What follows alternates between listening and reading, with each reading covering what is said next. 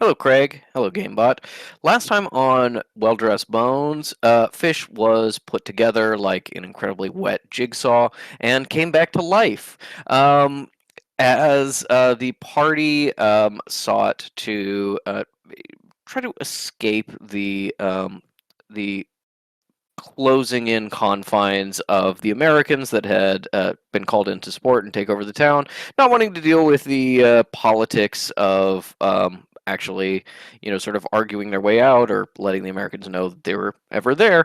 Um, our party snuck out of the ruins and managed to get to safety. They um, managed to check on the townsfolk a little bit, but also get back to Oscar's house and start the process of packing.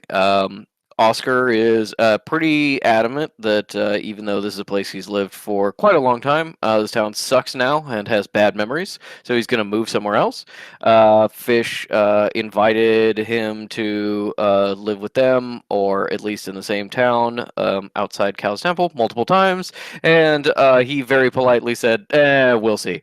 Um, but Henry, in the meantime, has come along with Fish, going to be a little bit of a father-son bonding time as Henry and Fish get to know each other, and Kekino and Henry get to know each other, as the party teleports back with Elise in tow to Cal's temple. Um, as you teleport into the outside of the temple, just outside the town of Forsyth.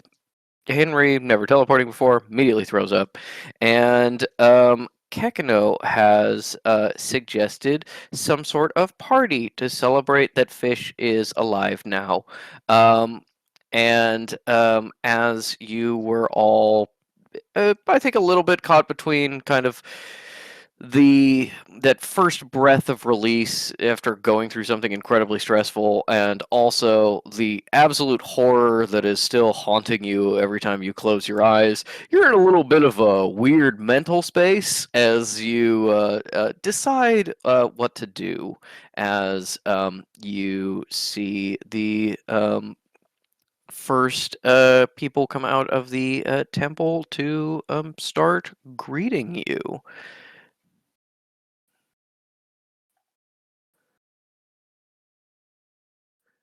As the first sort of black-robed necromancers appear at the door, um, and Kekino says, "We should have a party." Um, uh, Elise, breezes past you. Somebody suggested a party. She's going to go wash up and greet people and be the center of attention for a little while. And you hear sort of a sound from Henry, just sort of like it's cut off a little bit.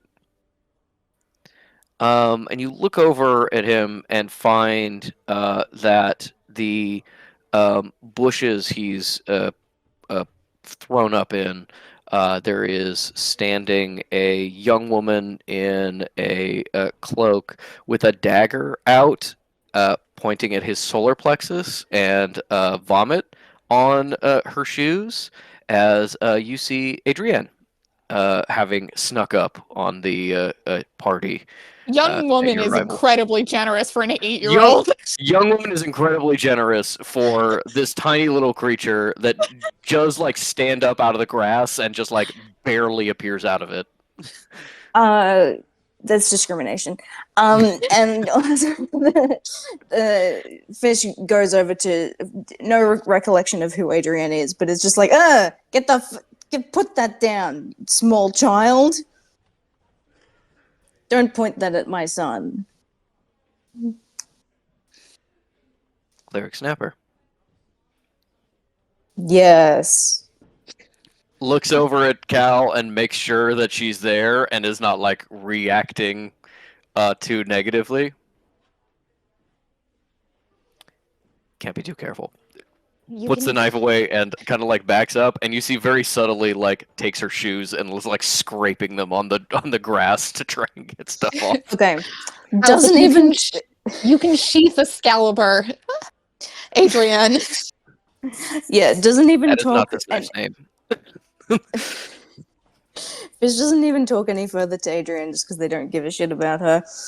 Turns to Henry, is like, okay, so Denio runs a temple of necromancers, and this is one of the little ones. And they call me Snapper because it's a kind of fish. Do you get it? He's still like looking at like Adrian and kind of like rubbing where like there's just like a tiny little pinprick hole in his shirt, and he's just kind of rubbing it and going like, yeah, no, sorry, yeah, snapper, for fish, yeah, no, that that makes sense, a little Yeah. bit. The child has a knife. Tom raises a hand and then pauses and goes, "Do you want me to fix that?" Oh, you look down and he's just wearing his normal clothes. Like he changed at Oscars, which means that the clothes he's wearing are like they only have 16 holes in them instead of 27, and they're not covered in blood. So you're looking down at like one little rip in a shirt that is honestly not long for this world. And he goes, sure, I guess. Is it fashion? The hole? The holes. Oh, no, I lived on the street. Henry, let her do it. It's really cool. Let her do it. She casts mending. Tries to do, I would say, all of the holes on the shirt.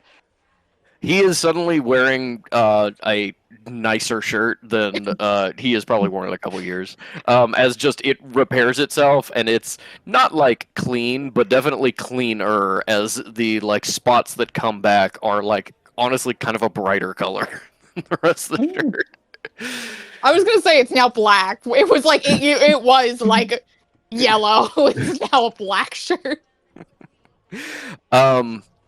But yeah, you can see he kind of gets startled.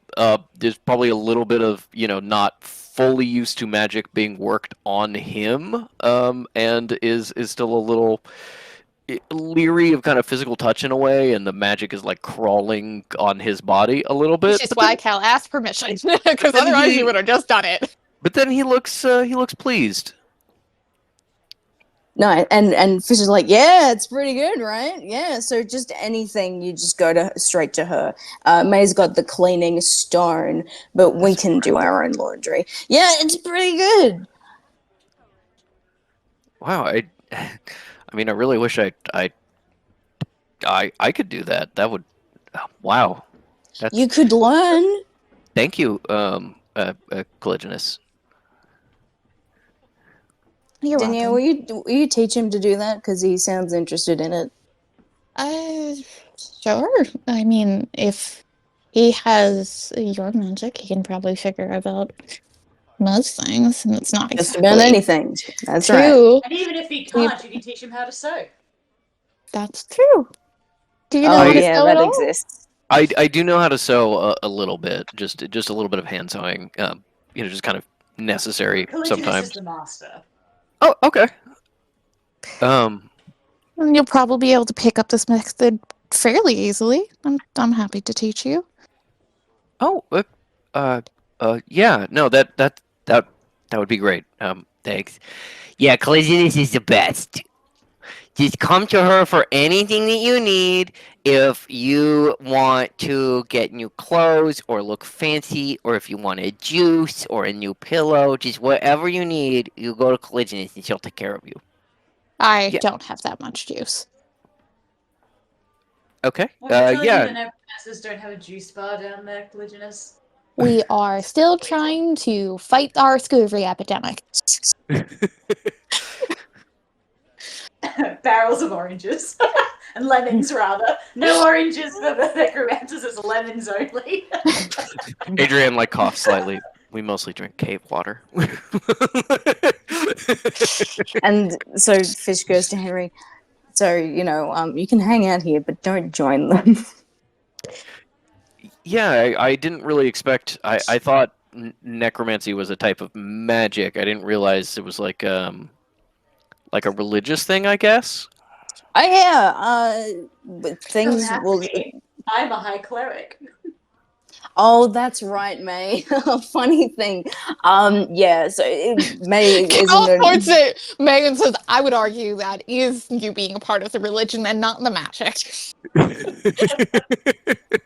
Yes, you can't do any magic, and you are in fact an atheist, but you are a member of this religion. I like to think of it as I won a competition more than I placed more than anything else. Oh yeah, yeah. You knocked the competition dead. You could say. Cool. Anyway. Right. Yep.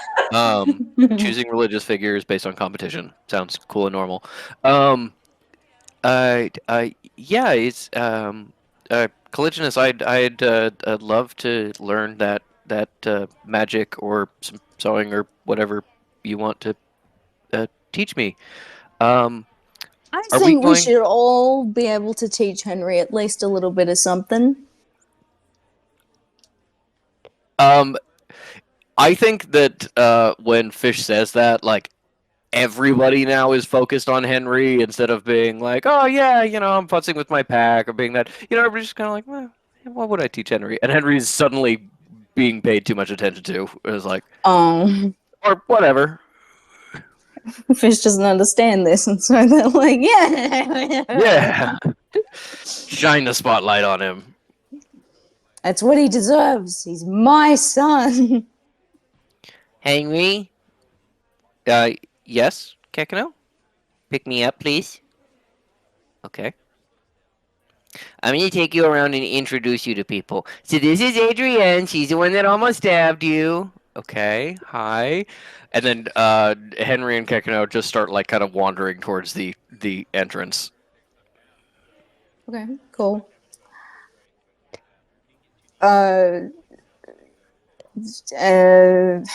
Fish says, all right, well, my place is, it's actually a whole, drive. But yeah, you can go hang out in I here was for a going to say, while. go fetch your son. I don't You can really. walk. It's like a 20-minute walk. It's not too bad. But Okay. but yeah, We Kekino doesn't seem to be like, we're going into the temple. Kekino is like, I'm introducing you to people, and maybe I'll be like, oh, this person is really fun. You need to meet them, and then we're going in the temple. It's definitely not, we're going to explore the temple. It's, I'm going to introduce you to people. If we end up in the temple, we end up there. I don't know if Fish would necessarily, Fish would notice, but not necessarily pay attention to the body language. There is very obviously, Rousseau and a couple of other clerics, waiting for Cal to be done so they can give her news. Oh, They're like, okay. there's a new person. That's great. Do we have a business of the temple that we need to deal with? All right. Fish is going to spin that in their own self-centered way and be like, come on, Henry, we can look at the temple and meet people later. How about I take you around to the house? Yeah, no, it'd be great to put my stuff down. Yeah, put the stuff down, get comfortable. We can meet all of the scary people later. They're not actually that scary. Okay, they seem scary. It's a lot of black. It is, but it's a good color. Very Yeah, it's flattering. no, it is. It's just, you see one person on the street and they're wearing black, and you're like, that's like, that looks nice. That's just cool. You see 10 people in black, and you're like, I need to get out of here, because they're going to attack me, right? And it's not just black. It's like that with any color. Uh-huh. When people match, it's scary. Well, maybe we can work on that. Because it can also be cool. I guess it could theoretically be cool to join a gang and be someone wearing the color. I guess I don't know. It doesn't really appeal. Well, you don't have to join a gang. You're already in my gang, and that's that. So Okay. let's we'll come back later. See you guys. Yeah, Kekino, we'll say hi to everyone later. I guess just give them a wave. Bye. Okay. I guess we're going to the house. All right. Well, once again, to Cal and May, thank you for helping me go and find my son, and also then saving me from being dead. I'll see you guys later, See you. and we'll have a party. Be careful with using the PARTY word around anyone in or around the temple. If they know that there is going to be one, there will be no keeping them out. Oh, okay. Then no one. Don't worry. No one's invited. Your sister isn't invited. Tractate isn't invited. You guys are coming round to us. Cal says, first one, next to impossible. Second one, fairly easy. Sounds Yeah, more like yeah, a yeah. dinner. Fish, are you going to cook us dinner as a thank you for saving your life? I don't And have for- enough in me to do another resurrection, May.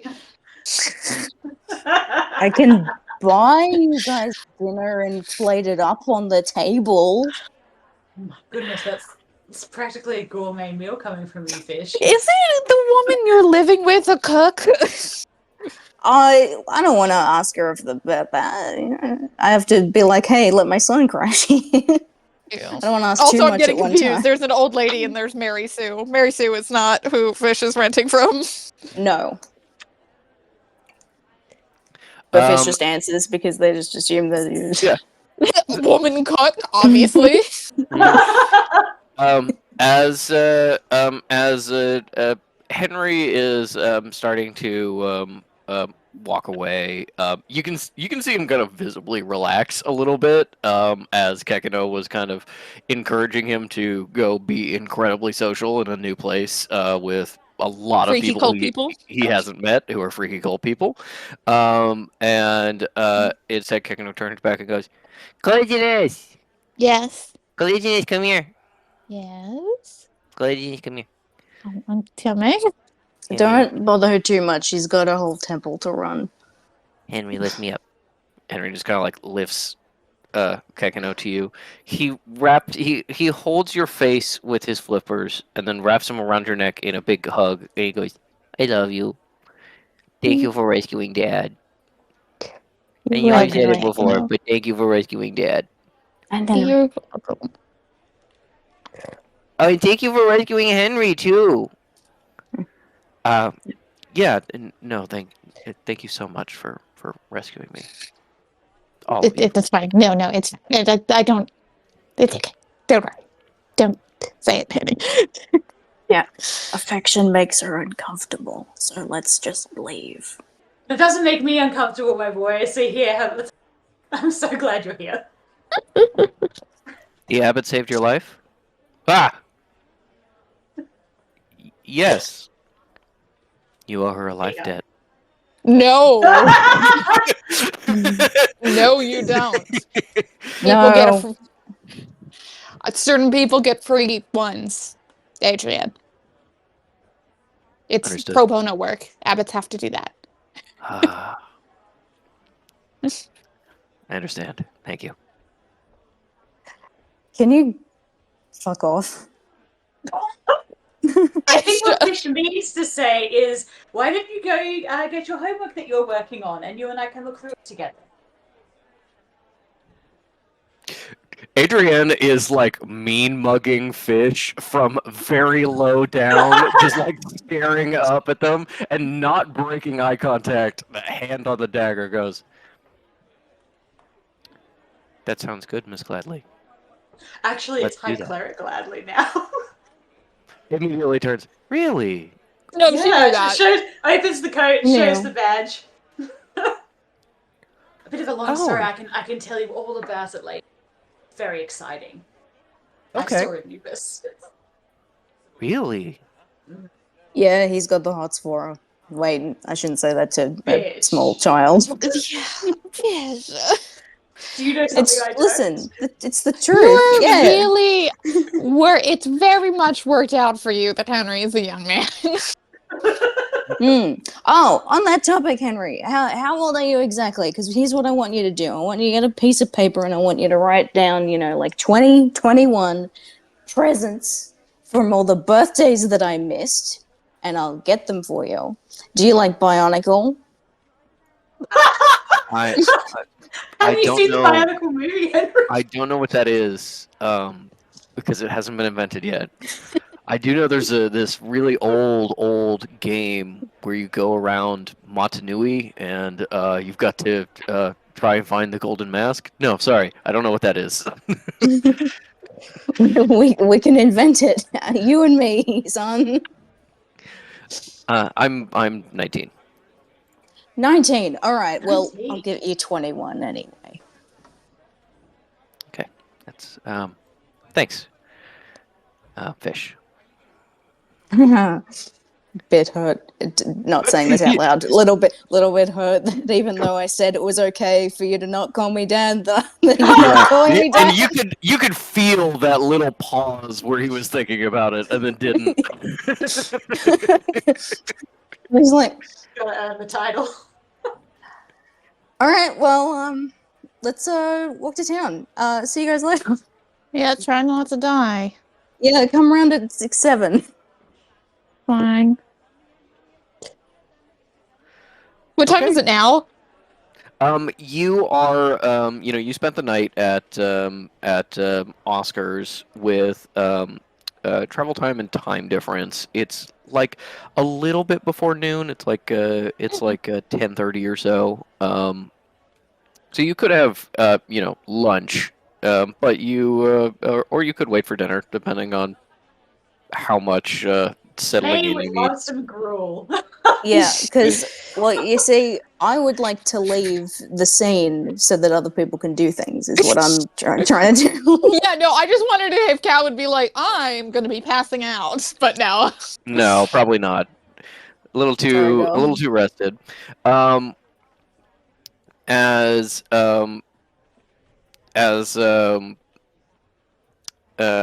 Fish, Henry, and Kekino start walking into town, sort of heading down the little road down the mountain into the town itself. You are left facing the clerics of your temple, who as soon as it's like clear that it's like, oh, we're not gonna have a party right now, Colliginus is done talking. The other ones are kind of like, oh, moving closer to you, ready to greet you. Russo just walks up to you, while the others are still hesitating, and says, "Hello, Abbott. Was that a successful trip?" Yes. Yes. Yes.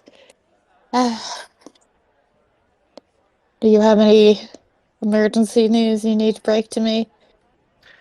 Unfortunately. All right. I think that this is predominantly news you already know, just that other people know it now too, is the news. And another necromancer kind of like hustles up with some letters that Rousseau takes and hands to you.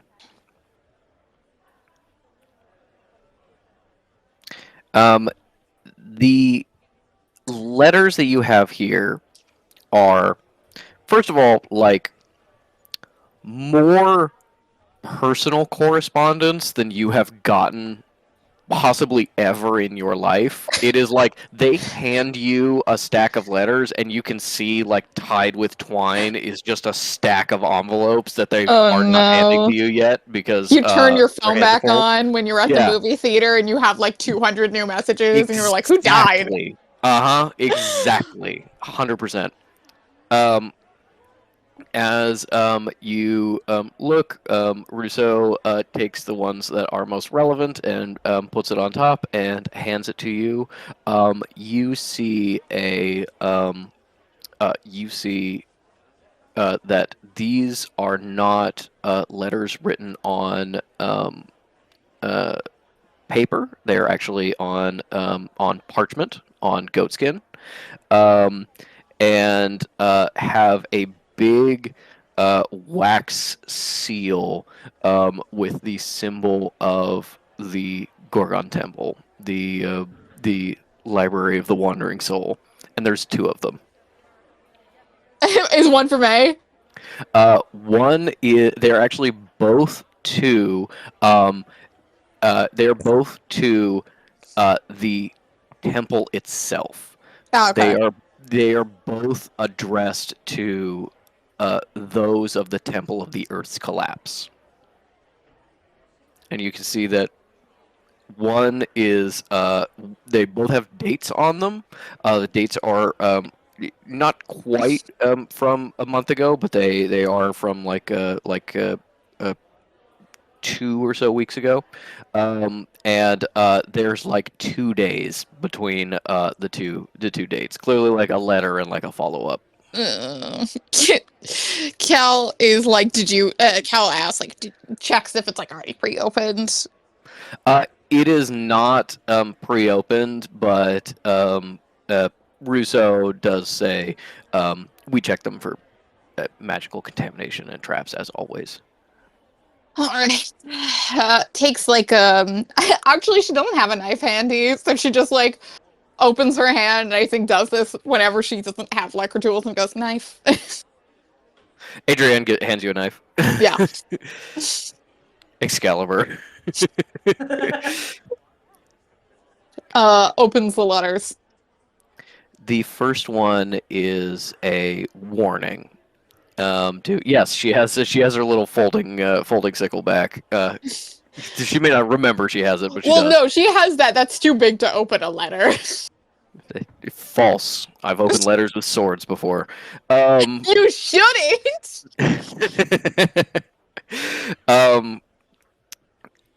The first is a warning to the residents of this temple, and you can very clearly see that although this is handwritten, it is like functionally a form letter.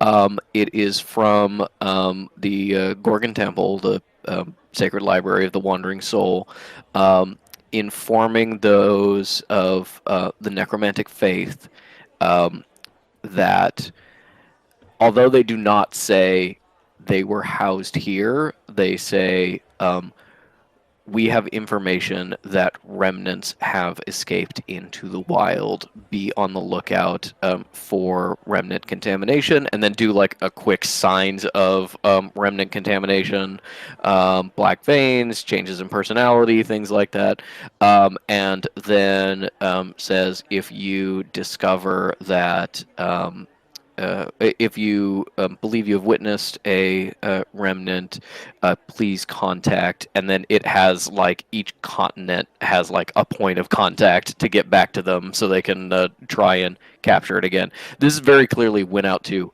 all the necromancers. Yeah. But would it have gone to the sanctuaries? You don't know if it went to the sanctuaries as well. There is this kind of thing about being like.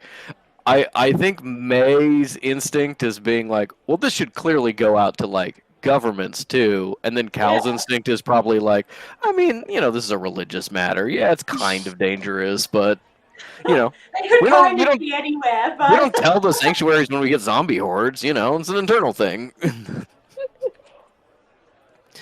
But yes, and then the second letter postmarked 2 days afterwards is you open it again. Also a handwritten, functionally form letter announcing to the entire worldwide necromantic community that a new saint has been recognized, a living saint, Abbot Caliginus Denier of the Temple of the Earth's Collapse, and there is a postmark that essentially says high clerics recognized by this temple within the last year, May gladly. it's just May, this entire letter and then May. Yeah. May, I think, has probably been like leaning over Cal's reading and says to her in a low voice, Well, I think this is going to cause you a few problems, isn't it? Cal Mhm. goes, As Rousseau just like hefts the bundle of letters that are very clearly responses to this letter of people sending you mail, Rousseau goes, mm-hmm. Cal hands May the letter and goes, for your certificate wall. May like rolls it up like you I'm gonna get joke. this framed. I'll have you know, I do have it in storage. I do have my various certificates. A woman in the 50s certificated. I think it's worth celebrating. So what are you going to do about all of this? Need some help replying to letters? My copper plate isn't quite as good as it used to be, but The students need target practice. I hate this. Adrian, show me how well you did your homework. Paul.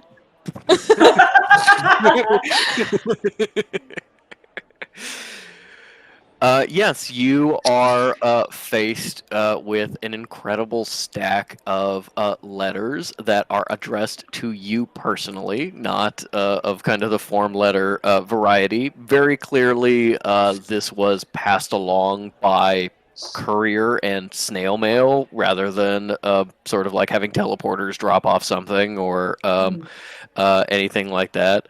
I just saw Ink's message. I once entirely cut up a watermelon for consumption with a katana. It was great. My cake was also cut with a katana. Nice. High five. I was 10. Oh, I was in my 20s. Oh, so I beat you then. Yeah. No, I didn't own a katana when I was 10. Disappointment. Yes, these are all personal letters to Abbot Caligulus Denier. Many of them have like drawn motifs on it. They're very clearly on nice paper. There is absolutely a lot of potential new sycophants reaching out to you. Rousseau says. I assume you don't want to open all of these right now. I have picked out the ones that may be the most important for you to know of immediately for political reasons. I assume you'll want the rest delivered to your desk. Yes, thank you. Thank you for pre-sorting. The big stack tied with twine goes away as someone walks back into the temple with it. You're gonna have to deal with that later, as she pulls out four little envelopes for you. She hands over three of them, and she keeps the fourth one in her hand. As you kind of flip through and see these signs, you have a letter from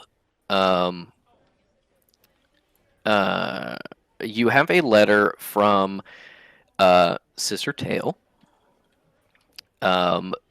That is very clearly like not written on super nice paper, like very clearly like this is genuine. And she was going back to the temple, actually, the temple to make sure that things were running smoothly enough to get people to Cal's temple. She has not necessarily quite gotten here yet, although she is theoretically on her way. You see one from Sister Tail. You see one that is clearly written by Solomon Reith, but is technically from the like collection of progressive necromancers in Europe. One that is from Solomon Reith personally, and then Get it. on behalf of seemingly not the temple, just on behalf of himself. I'm offering my hand in marriage. Yeah, you know what? Let's get it. You know, let's do this thing. We've been dancing around each other for too long. You say to somebody you've had one conversation with. Yeah, Cal's like, the last time I met you, I was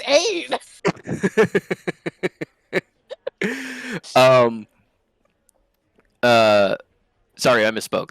There's 5 letters, 4 that were handed to you, and 1 that is held back. The 5th letter is clearly a form letter that is from Elise's temple. That you can tell, like, Elise wouldn't have written you a nice letter. She would have had a teleporter like show up and do a song and dance in front of you with fireworks or something like that. This is very clearly like somebody in the administration while Elise was out got the letter and sent along congratulations. And the last one that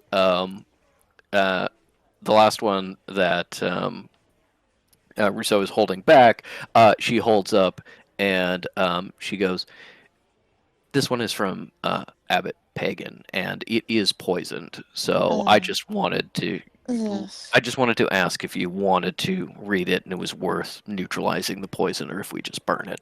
Just burn it. No. Okay. Imagine thinking poison could kill a Saint Calliginus. It was a rookie mistake. Do you have something you can be doing? You go offer to go check Adrian's homework. Well, I thought as a high cleric, my services might be warranted. He's But then he's like laughing. for making snarky little comments about my letters. I offered to reply. I offered to get out my best quill. You look and you see that the child you're supposed to be mentoring, Adrienne, has gotten her knife back and is just holding it up with the scabbard so that Cal can continually take it out, open letters, and put it back. Like being a little cup bearer.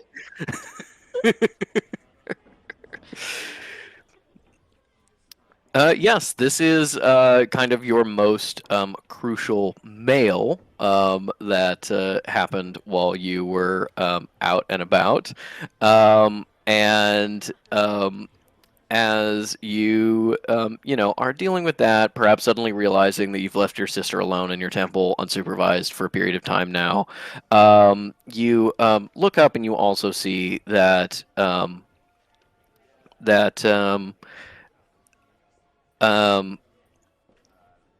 you recognize some people at the door to the temple, the people that were waiting for you, that they didn't really like. You're so used to them kind of being in the background of your life in a way that you didn't really note that they shouldn't be here when you were just kind of like subconsciously aware of them. But you look up and you see hanging around the entrance are a number of Arlac Temple necromancers, and in front of them is my circus, my monkeys, and is Cleric Umbra as well. Sorry, Jamal. Who has you definitely noticed somebody like really turned their head when Elise walked past, and you're like, I know who that was. Yes, it seems like they're kind of waiting for you, and Rousseau leans in and says, "The first group from Arlac has come and moved in. We're still getting them settled, but they're integrating well. I think they're waiting to greet you and perhaps thank you for the opportunity. I'm not entirely sure." All right.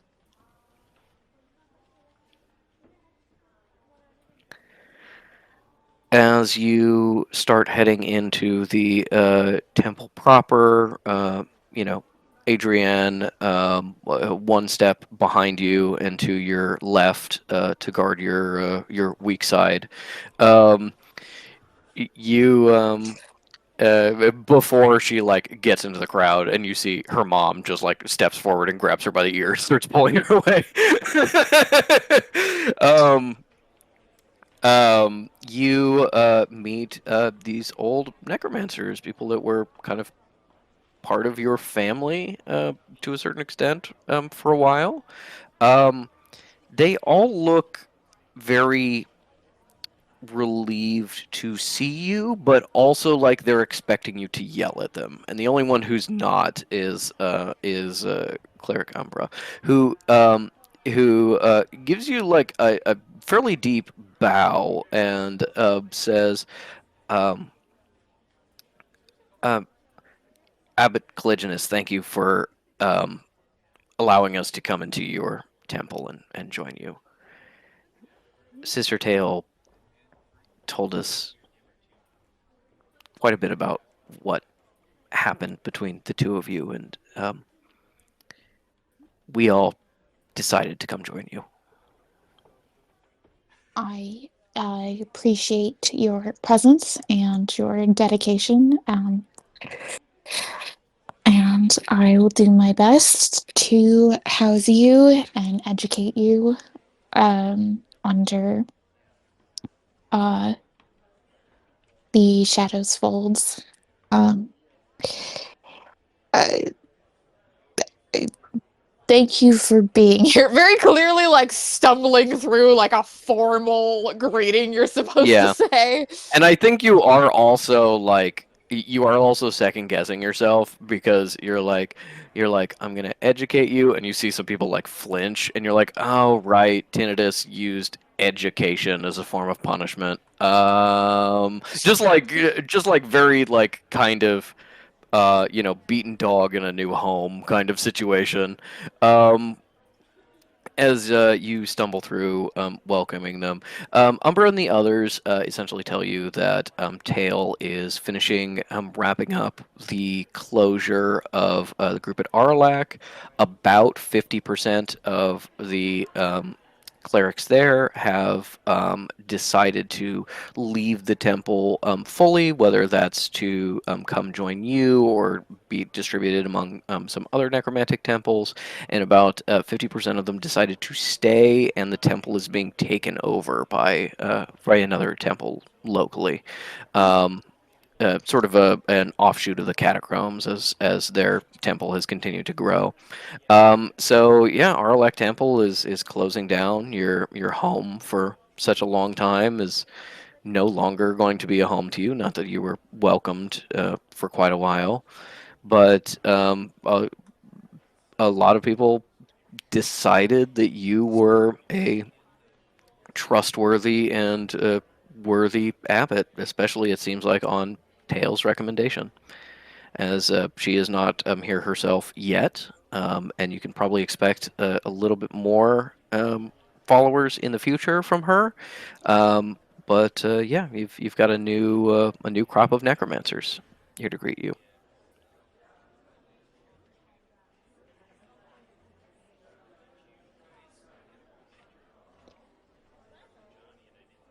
What do you guys want to do? Head into the temple? Help Adrienne with her homework? Yeah. No, first thing that Cal's gonna do, and I will say specifically open Tails letter and just skim for mentions of metal. Okay. You go to open Tail's letter. Rousseau immediately takes it away from you and says, "Oh, hold on. We need. Tail's letter. Sorry, I was thinking pagans. I was like, No. Rousseau looks up from the fire pit where it's already half burned and goes, "You change your mind?" No, you open Tail's letter, and skimming it, it is just uh, obviously this is not news to me, but I want you to know that I am um, I am not just glad that you gave me another chance, but proud that it was you, and that other necromancers can now recognize your strength of character. As you read on to sort of the personal note, you were looking for mentions of metal? Yeah. Because if I remember correctly, you kind of had metal be like, if you're going to Europe, maybe go through this way and and with it could help you. contact tail. Yeah. Yeah. She says that Metal has reached out. She hasn't met up with her personally yet, but she is apparently in Europe and on her way to the temple. You can see that the letter's not very old, but is a little bit out of date. Metal may be there by now, and that they have corresponded about what direction Metal should go, as she seems a little unsure of kind of what her future holds. Cool. That was the only thing that I wanted Cal to kind of do right away. Otherwise, yeah, she's just gonna be walking in, to having everybody carrying her letters, to have kind of not listening too much about the praise and the chatter, just kind of listening for anything important. She's so fucking tired. She's keeping an eye out for Elise, just because she assumes that May will probably want to get surgery set up as quickly as possible, but is otherwise just kind of like heading into her house to probably not pass out, but just like curl up and do as straining kind of least straining mental tasks as she can. Where is Jamal? That is my question. How come That's he what I was hasn't gonna come out to greet? That's what I was just gonna say. As you're coming in, you are first of all looking for Elise. You don't see her, but you can kind of see her wake a little bit. There are definitely like some people like chatting and walking out of kind of like the main hall. She may have set up court in there a little bit. You think you can hear her voice kind of You can laughing hear a her little doing too like loud. the 90s like anime. In the other room. Hold on. I have a soundtrack for this. You can continue, but I'm finding it. And as you step around the corner, you know that Jamal doesn't try to meet you at the doorway necessarily, only if he's got like important work for you to do. Instead, as you come around the corner and you're kind of getting into the more private areas of the temple, places where the dorms are, or some of the smaller labs are, the library is, this area that is not the big like public function area. Jamal steps out of a side hallway and is carrying a little steaming mug of tea and a blanket. He's got a very serious look on his face, but as you come around, he sort of drapes the blanket over your shoulders and presses the tea into your hands. You see his eyes sort of roving over the pack of people that have been following you. And when he doesn't see Fish, he leans in just a little bit and gives you a kiss on the head. No, like, smile from him. Clearly, things are very much on his mind, but it does seem like it was important that he care for you in your returning from a trip tiredness. Oh, Jamal, I'm too good for this world. Cal puts a hand on Jamal's upper arm and goes, "Thank you." And then like looks back just because she knows that Jamal and May are friends and usually want to like greet each other, so it was gonna like step out of the way for a hug if she needs to or whatever. May would just kind of like raise a hand, like giving Cal her space, you know, and also seeing that Jamal is looking a bit serious. And in May's mind, she's like, I would be too if my partner had returned from like weeks of crazy, dangerous work. I'll let them reunite. When Cal like goes to May make a goes, little, I'm so rational and understanding when people, Yeah. my partners are stressed about dangers or situations. Yeah, Never be unreasonable about not that. as I say, not as I do. as Cal kind of like goes to clear space for a little bit, and then you see Jamal isn't taking it. Jamal is glaring at May. Ugh. So, someone heard from Senna. You may roll Uh-oh. inside. Yeah, roll insight. I'm using it to bear with me. The girls are fighting. That's a 6. What does May make of that? With a 6, He's you cranky because he needs a nap. Yeah, maybe he needs a nap. Maybe, he blames May for taking Calloway on this dangerous mission, even though obviously it's Fish's fault. Yeah, May's like, Maybe Fish isn't here, and so it's just the shifting the blame to Yeah. May.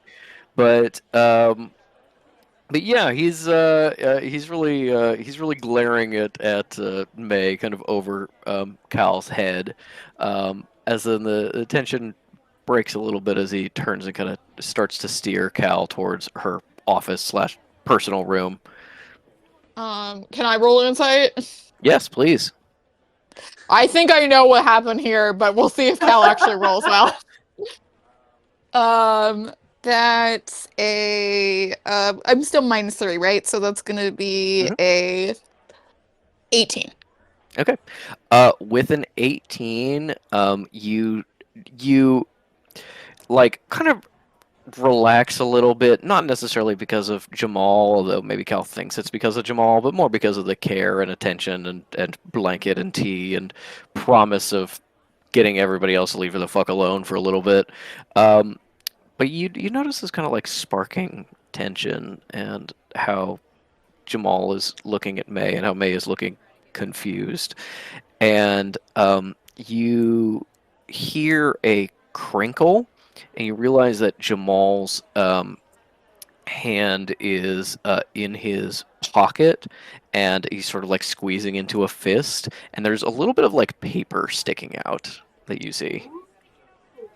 What Cal is clocking is that Jamal has been told about the remnant. Is that what she is getting? It is not. Oh, shit. You're thinking about that. I will say, then I'll honor that by her being like, no, she knows. We're having the surgery. And then she clocks the paper. For a moment, he goes, surgery? Oh, right. And then goes like back to staring at May. Like clearly like that's not what he was thinking of, but then he's like, oh, right, yeah, the surgery. I bet it's like a big wanted poster of Sinner. And like a really unflattering photo. Wanted. I just can't get my nose right.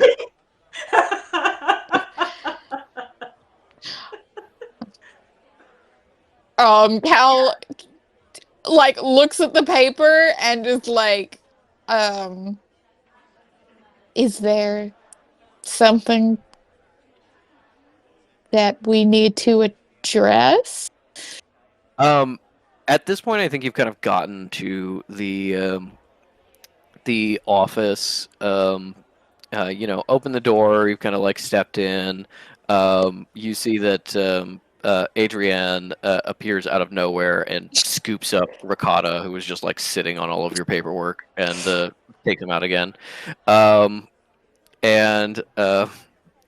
Jesus. Points to Ricotta, and she's like, I have someone I need you to meet.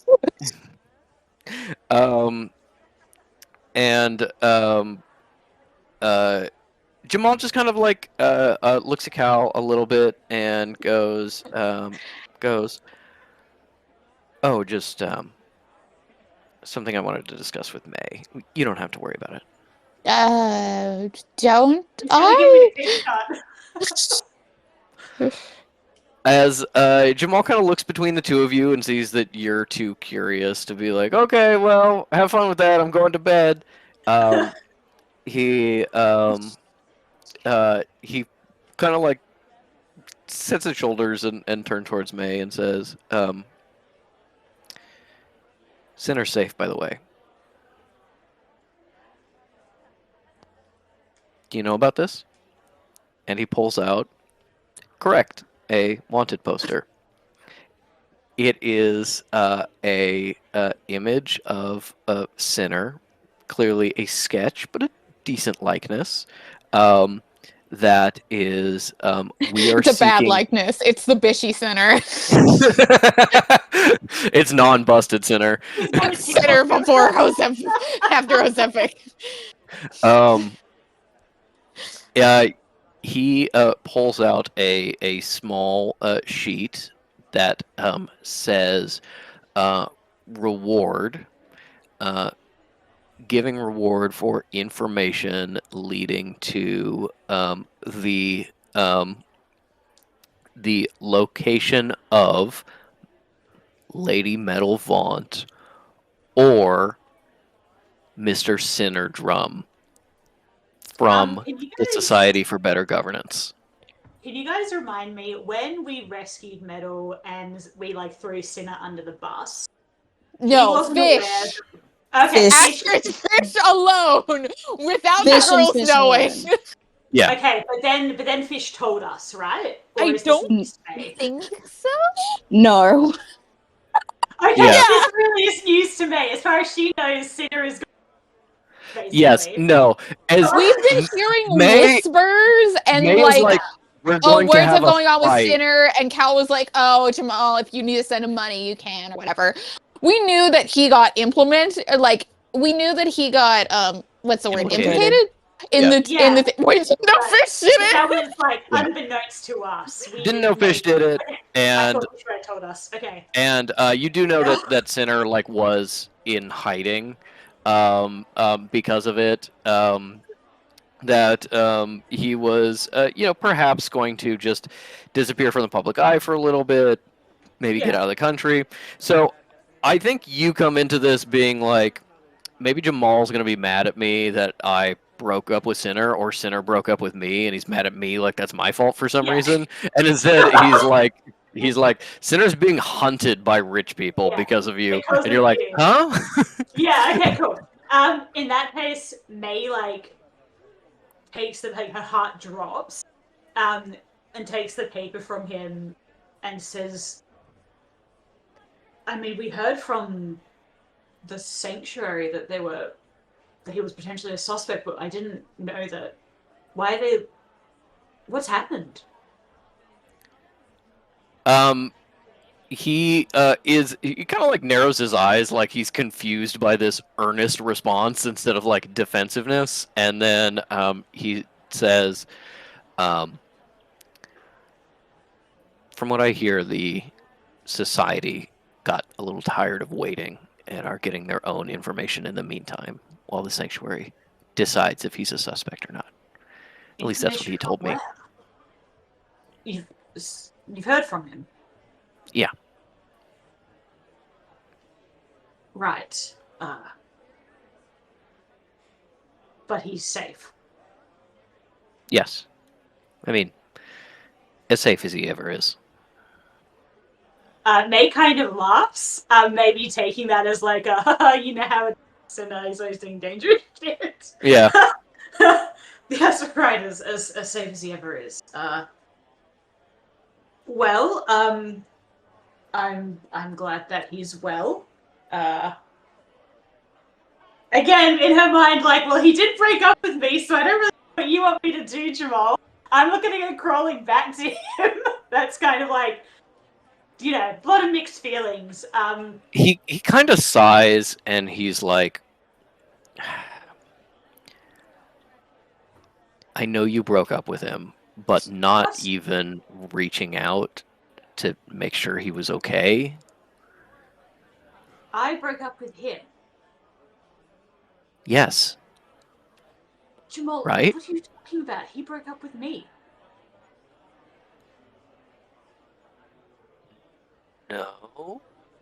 when he came to the library, he stormed out and made it quite clear to me that he was done.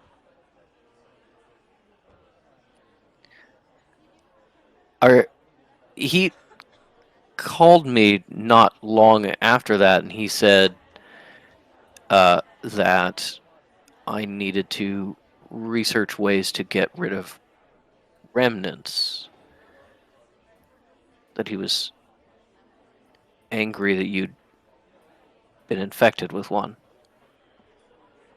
Yes, well, he can join the club there. I no doubt have much to discuss with him on that front, but I don't know why he. Well, I suppose I would have done the same for him, even if he broke up with me.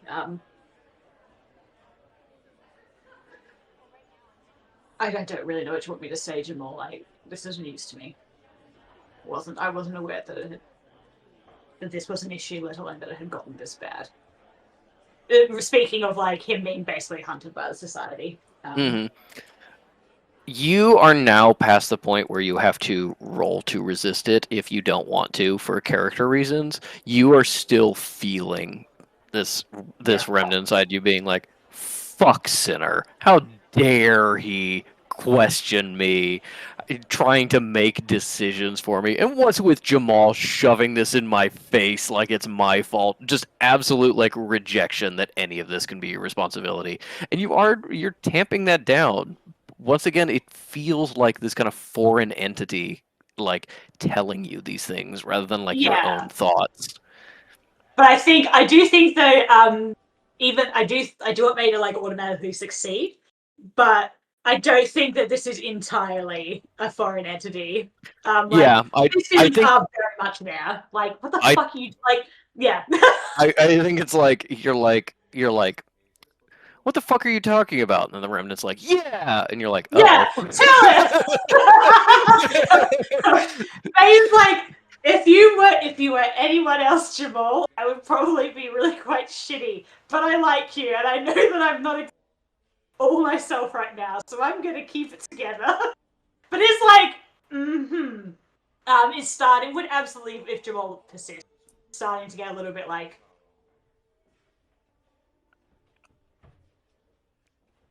Which he's fine to persist. I wouldn't blame him. Yeah.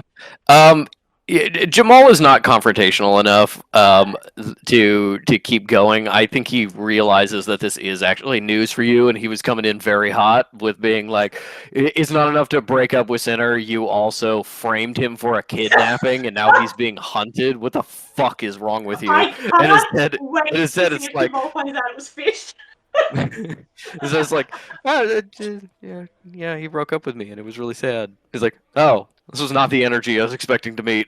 Yeah, there's some wires have been crossed, evidently. But May will look at Cal and say, I think we can both agree that we need to sort out this metal situation one way or another. Yes. Sooner than for us. No, I intend on, as soon as Fish is recovered, having them call Ezekiel. I can't think of a better idea than at least buying us some time with her. Yes. How long do we need before we can get this thing out of me, by the way?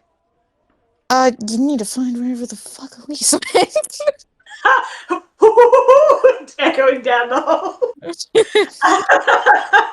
I think Jamal like suddenly realizes what we're talking about and goes, "Oh, are we trying the Elise method?" I'm trying whatever method the doctor recommends, and if it's the Elise method, that's fine with me. If it's the Colliginous method, that's also fine with me.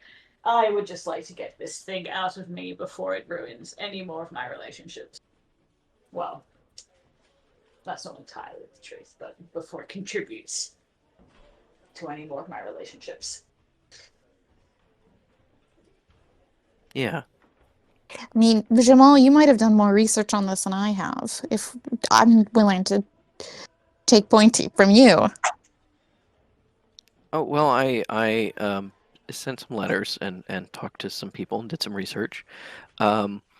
it seems like there is a method using a soul catcher that usually has a time limit for remnants, but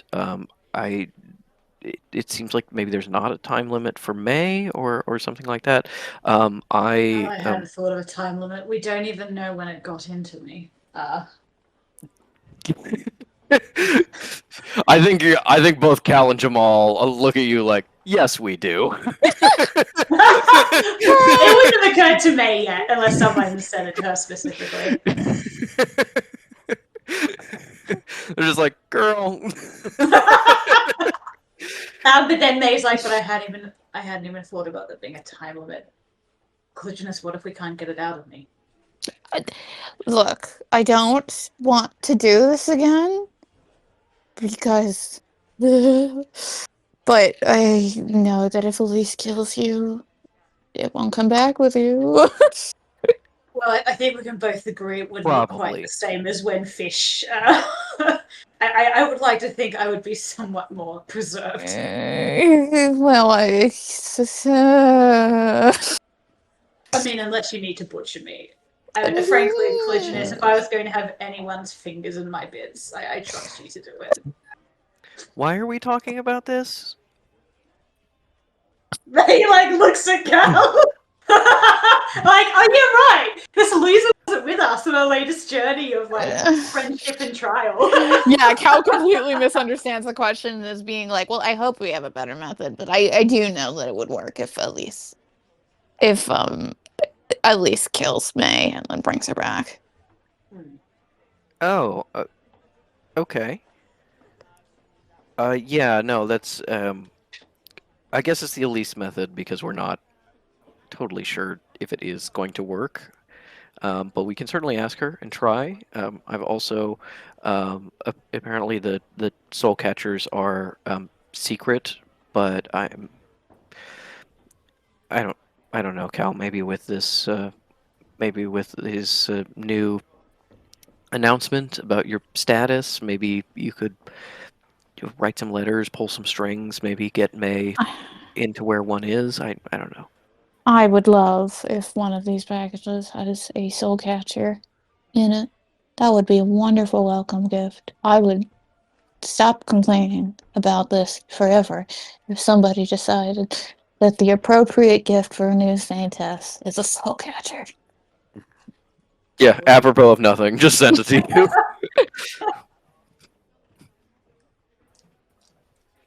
Well, look, I'm not going anywhere, obviously, for now. So we have time. Besides, I've no doubt Fish will want to be involved. If only because they want to be. So we don't have to do it right now, but sooner rather than later, please. Yeah. All right. Okay. Well, go find Elise. I will research and see what had time limits. It never stops. As the years keep coming and they don't stop coming. Mm-hmm. Yeah, okay. May's gonna go look for Elise. She's gonna follow the gagged necromancers. Yeah. All the oohs and ahs. Yeah. As you And then they slapped her face on every vase. yeah. No, that's how she is at her home temple. You know, that there is absolutely. Last time Cal went to visit her little nieces and nephews, there was a full marble statue of Elise in the foyer. I'll do you one better. This is in bad taste. I'll do you one better. In her room where she holds court, she has like classic Italian religious architecture style, all the paintings on roofs, and then usually they would be of iconic necklaces, but they're all her. They're her. As you go and look for Elise, Jamal stays with Cal to perhaps try to coax her to rest, perhaps to help her research so it goes easier. you end up following the sounds of merriment to find that Elise is in what functions as kind of like the reception room for the temple.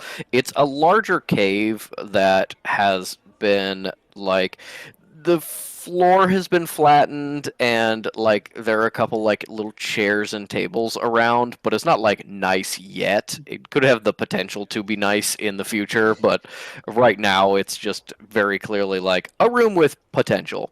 And there's like, oh, there's a little fountain you got that you helped Cal figure out how to Yeah. get the plumbing working for some ambiance and stuff like that. This is where Solomon Reith was waiting when Cal had her meeting with him. You find Elise sitting on a bench. There is a number of necromancers around her, kind of smiling and laughing as she seems to be in the middle of a story. And she is like puppeteering the story with little summoned glowing entities like hovering above her and like making motions to like support the story. Everybody seems really delighted by this. You recognize that not all of these are necromancers you recognize. There may be a little bit higher proportion of people from the old temple that Elise hasn't seen in 50 years here, basking in the Eliseness. But yeah, you can just kind of wait until you get a free moment and cut through her posse that just assembles around her wherever she goes. Yeah, absolutely. And they will cut through her being like, excuse me, High Cleric. I need to speak with the Reverend Mother when she has the chance. She is leveraging. She's gonna take her wins where she can. People look more confused than like deferential when you say that, Flashing and then badge. Elise goes, "May, over here." Elise, I'm terribly sorry. Do you mind if I have a quick word with you in private? Of course. Does everyone She leave? doesn't stand up. She's still sitting on the bench in front of all these people, and then when you just like don't say anything, she goes, "Oh right," and then stands up and walks away with you. Yeah, I mean, they would take her to like, I don't know, into a side room or something, and says, Yes, darling. How can I help you? well, no, I suppose I'll just get right into it. I have a remnant in me, and I need you to get it out.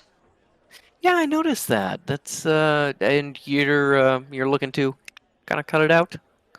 Yes. Colliginus and Jamal are looking for other methods, but we thought we'd obviously ask you to see if your method would be quicker and safer. Okay. Well, let's think. I suppose that remnants are tied to bodies in life. So, I mean, magically, I'm not sure there's anything that like expels them from the body after death. More that they just kind of get bored without a living being to possess. You can see her like really like wheels turning of being like unimportant lessons from way back in the day that she's long ignored, trying to come to the fore. Um, and then uh, she's like, yes. So, I suppose I could kill you and bring you back, maybe? Yes, that was what Colliginus was thinking. Is that a... Well, you can definitely bring me back, I'm assuming. There's no risk Yes, of me. probably. Of course. Yes, probably. That's a fascinating way to describe what is a very high-stakes situation for me. Well, there's complications every once in a while. I have a 99% success rate with bringing people back that I have purposely killed. That is a pretty good success rate. Exactly. But there's no alternatives. We were discussing soul catchers, but they're obviously quite rare, and well, we certainly don't have one here. Is there no, I don't know, way that you can expel it? I'm personally blanking on the word. What is it? Exercise. Exercise, thank Yeah. you. So no way you can exercise it from me, destroy it in some other way. Well, we can certainly try. I think Beliala has a little lab around here that maybe we could borrow. Do you have something to sort of put it in once it's gone? No, I was hoping you could. It does like the motion in May's mind, calling back one hit KO Tinnitus in the death realm. You know, zap it, Oh. as it were. Sure, yeah. But hopefully that works. This is exciting. Let's go. Oh, right now, right. Well, I should. Yes, Yes, I'll fill you full of energy. If that doesn't work, we'll kill you. We'll bring you back. We'll see what happens. This seems like fun. You know what? May likes it. Lisa's like, this is fun. May likes us like an enthusiastic scientist. Yeah. Yeah. But May will also like let Cal know that Elise is like got these other options, which doesn't have to be a whole scene. But May isn't going to be like, yes, let's do it right now. I think Elise comes with you, so you just like quietly knock and open the door, and Cal is working on paperwork while Jamal kind of like tries to encourage her to go rest, and He didn't try What nearly now? hard enough. and you're like, oh, we're gonna go try and experiment getting this remnant out of you, and Elise just comes around behind you and goes, Callie, I'm gonna kill your friend. Only for a short while, and I'm not gonna be much help if you can't get her back. I have a little bit of magic, but not a lot. Oh, of course. You rest. You did a lot of work, and Fish is better for it, all in one piece. Hi, Jamal. Really, Fish can only improve. Sorry, what is she talking about? Fish was in pieces? Somebody killed fish, and dissected them, and it's took out quite all good. of their flesh and all of their bones, and their nervous system, and their toenails, which was excessive and really over the top. And their digestive system. They're missing a few fingers now, so I've got to make a prosthetic for them. Yes, it was quite the adventure. Seems too light a word, frankly, but it was worth it to get Henry back, and obviously Fish. But Right. Henry, the Fish's son, kind of like looks at Cal like, how are you reacting to that information? Just nods. Just like Yeah. That's not the response he's looking for. So he's like, oh. May mistakes this as like Jamal going, "Oh God, another fish," and it's like, "Oh no, don't worry. Henry is actually quite lovely. Difficult to actually see what they've inherited from fish besides their magic. If I were to be so bold, I would say it to Fish's face, and they'd probably agree with it, so." He's Oh, only 19 too. I don't know how much is late in life. It's not Young. baked in yet. You know how it is with Yeah. young adults. No, sort of a clean slate so far. Well, that's good. It's And not he's another a fish. legal guardian, exemplary man, an accountant, Absolutely. Oh, kind, responsible. that's good. I've Great known a man lot of to good have with you in accountants. a crisis. Good. Okay. Well, I guess it's great then that Fish was put back together after being taken apart, and because it means that they're here for their son, who we are hoping that they do not mold to be like them. Well, we'll certainly do our level best where we collisionist. I mean, somehow we've done enough intervention on Kekano. So, Yeah, and Kekano's a good influence. yeah. Okay. But really, collisionist, I don't think I've had the chance to say it to you. You did an exceptional job. Fantastic magic.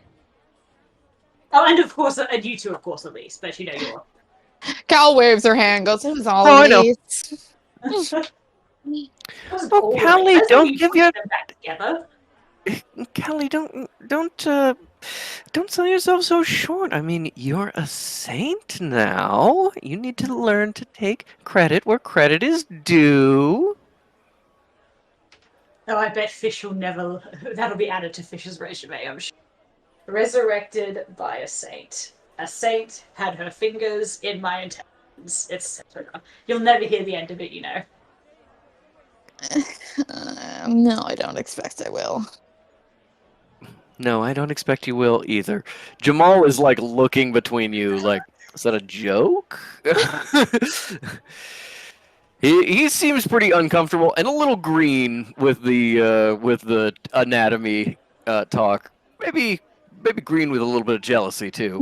As yeah, I wish she was all my guts. Yeah. I wish she was all over my rearranging gut. my That sounds guts. wrong. No, that's right. As yes, Jamal likes getting pegged canonically. As Good.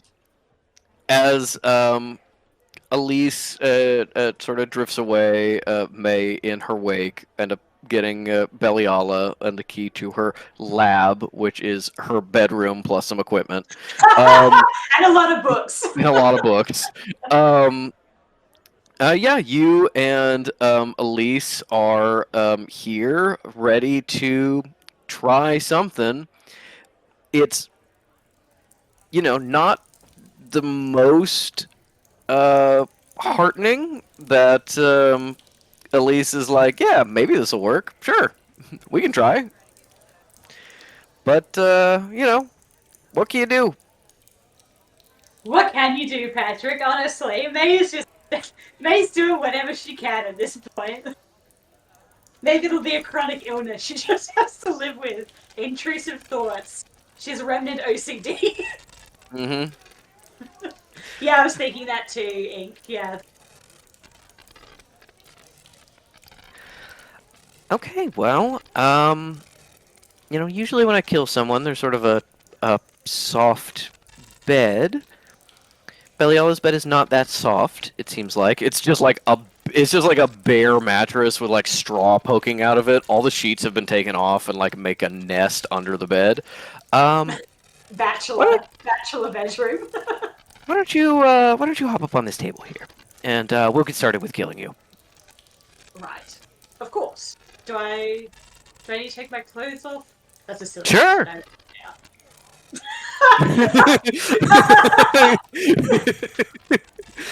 Does she... Ellie's rapidly pretending that she's not bi. Yeah, May like taking her like, okay. I mean, I was joking, but you're the professional. I haven't had a chance to shave recently. Please don't judge. I understand with traveling, but you never know when something is gonna happen. You gotta maintain it. Full bush out of Beliala's table.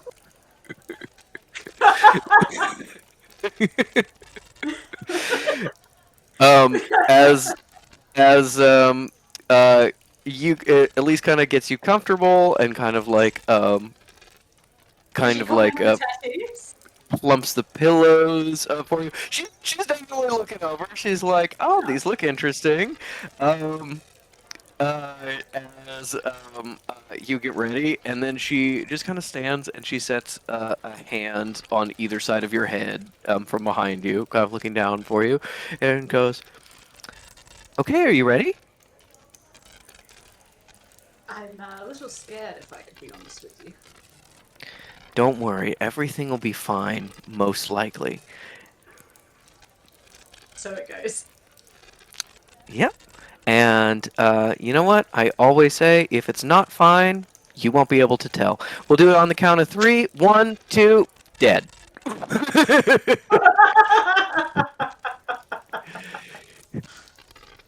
Yay! Every single necromancer in the temple goes, ah! Yes, all of them startle all at once. Yeah. And they pop a boner a bit. Because Elise's magic is just that good. Mm-hmm.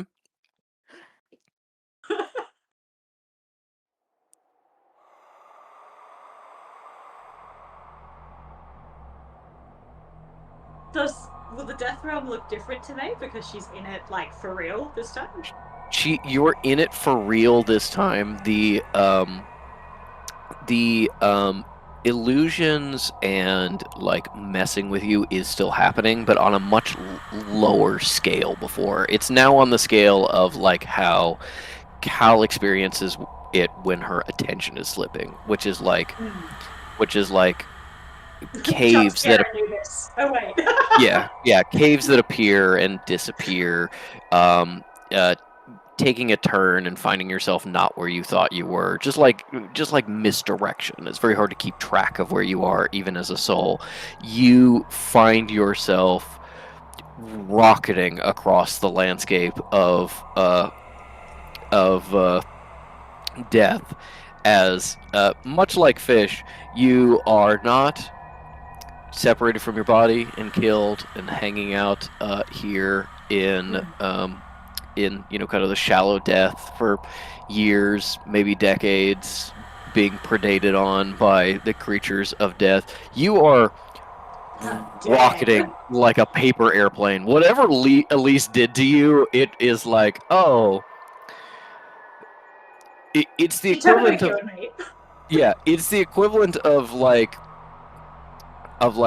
everyone else that you fought. It's like, oh, they kind of like pass out and then they pass away and then they just need a little bit of healing and they can get back. They're close to the surface. You're dead. You got the equivalent of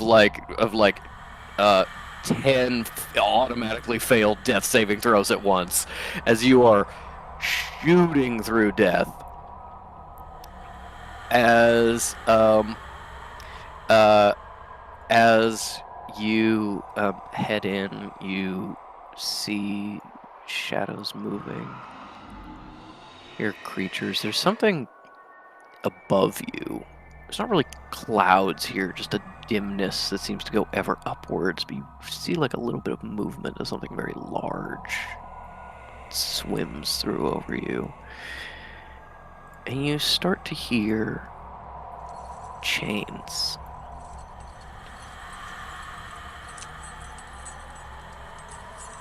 As you slip through the canyons and reach this cliff's edge, and now your soul is starting to come to rest. You feel a little surge of magic, something anchoring you.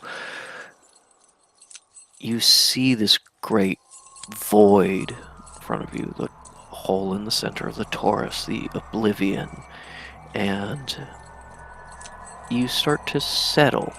Instead of shooting towards it and over the horizon, something is anchoring you, pulling you to stand and be a regular soul for a moment. It's just really unfortunate placement, because as your feet start to hit the ground and you start walking under your own power, you are at like a really steep angle going down a cliffside, really just having to like control your speed as you rapidly approach a group of snarling, crying, and screaming souls. There it is! I haven't heard that one for a while. As bestial half-form Bargus fight against these chains, you can even see in the moment pieces of them getting shredded away and sucked into the darkness. And as you are sliding, you are announcing your presence, your feet skidding across the ground, which means the figures that are unchanged, cloaked figures, seeming to be having clipboards and pens, walking through the chained Bargus, turn and start to look at you. And then, with a force that feels like your soul is going to be snapped in half, bungee cord pulls and you are yanked back into your body, waking up on the table with Elise It hurts a little bit when you first come to consciousness and then suddenly stops hurting, so what you're left with is like the memory of pain as you are healed instantly. You feel something clawing at your throat. May opens her mouth, trying to breathe. Like, It looks almost like black slime, but when it hits the table, it starts to skitter like it's a little claw pulling itself across as the remnant starts to come out of you as you feel this glob in your mouth sink down and go back deeper into your body.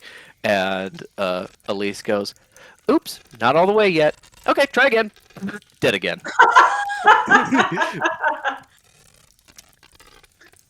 So is May back in the clip? You are instantly back in the realm of death. Caveman SpongeBob.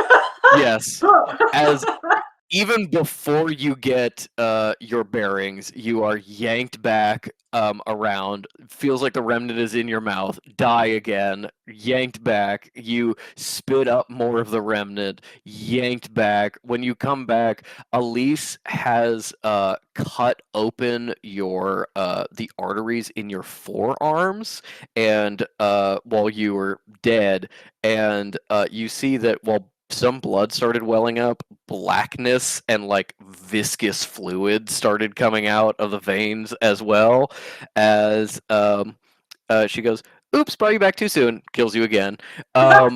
This goes on and on and on. You finally come back to life, technically at full health.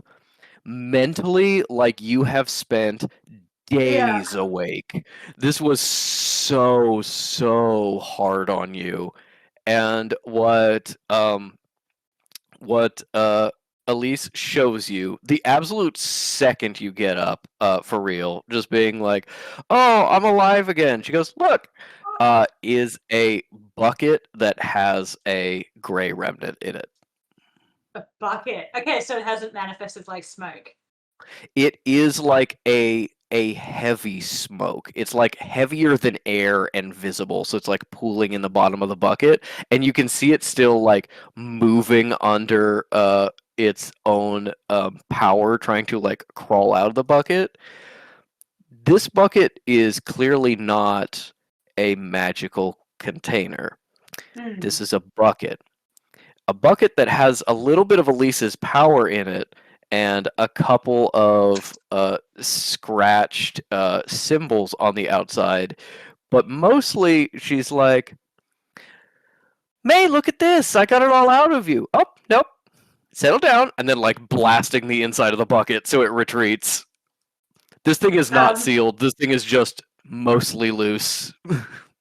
Cool. That's suitable for Elise. May is like fucking Family Guy pose the bed, like trying to sit up. Like, are we done? So, oh, you got it. Give me a dexterity saving throw. Great. Give me a sec. Sorry, I'm operating with like none of my usual easily set up equipment. That is a 5. You go to sit up, just being like, "Oh, is it done?" Fully like curl off the table and fall on the ground. You smack, it hurts, and instantly Elise heals you. And Yeah. so you just are now feeling like the pressure of a just healed injury, Yeah. as you sort of like push yourself up. She goes, "Oh, sorry, I wasn't quite prepared for you there. Steady. Oh, nope, stay in the bucket." Do you have a jar or something? Hmm? A jar? Or a lid? Jar? I didn't Or you see a just kill jar. it? I You didn't just kill it. I didn't really prep anything before we put you under, so I was really Right. rushing to look for things. I think there is a. I think at this point the door is kicked open, and Beliala goes, "What the hell are you doing?" You look up. There is just blood and like streaks of magic char on the ceiling. Made totally naked, covered in like crusting blood. Elise with a bucket with a smoke demon in it. You didn't tell her? Oh, well, I told someone to tell her. Yes, that's why Beliala. I'm here. Someone told me that you were taking over my lab and we're going to be killing people in it. And I did not give you permission to do that. Terribly sorry to impose, Beliala. Do you happen to have an empty jar? A big one. Of course I have an also empty an jar. empty container. Do you need a magical sealing jar? Yes, that would be fantastic. She opens a cabinet. There's like 3 of them right in front. Yeah, Oh! if you could just put that in that would be really helpful. Elise looks a little put out that she was being criticized, but she's kind of pouting as she pours this bucket into the jar and gets it sealed closed, and then Beliala is just here looking at her room that has been messed up. Her pillow now has May blood and black ichor all over it, and she just looks at May, not making eye contact, but very clearly staring at like chest Staring height. at the bush. May doesn't notice this and says, or rather mistakes it as Beliala being like, my beautiful room, and is like, if you just in my pack, there's a stone to clean all this up. Terribly sorry again. Mhm. Elise, can you kill it? Um.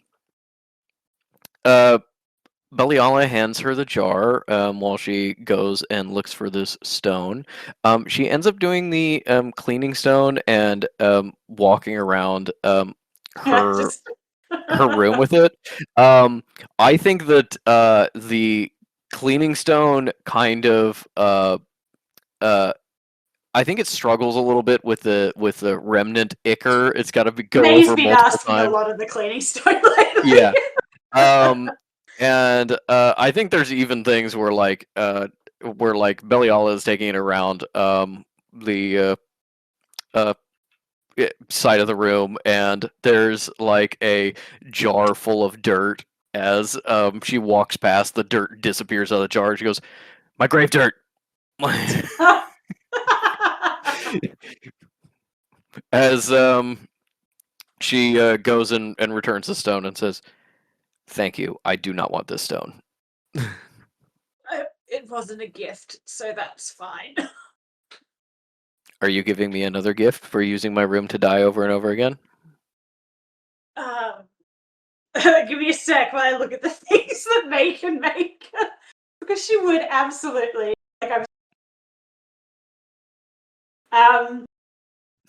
She says, "Your May. reward is the show." Yeah! I mean, if this isn't enough gift, I could make you so that you can record things.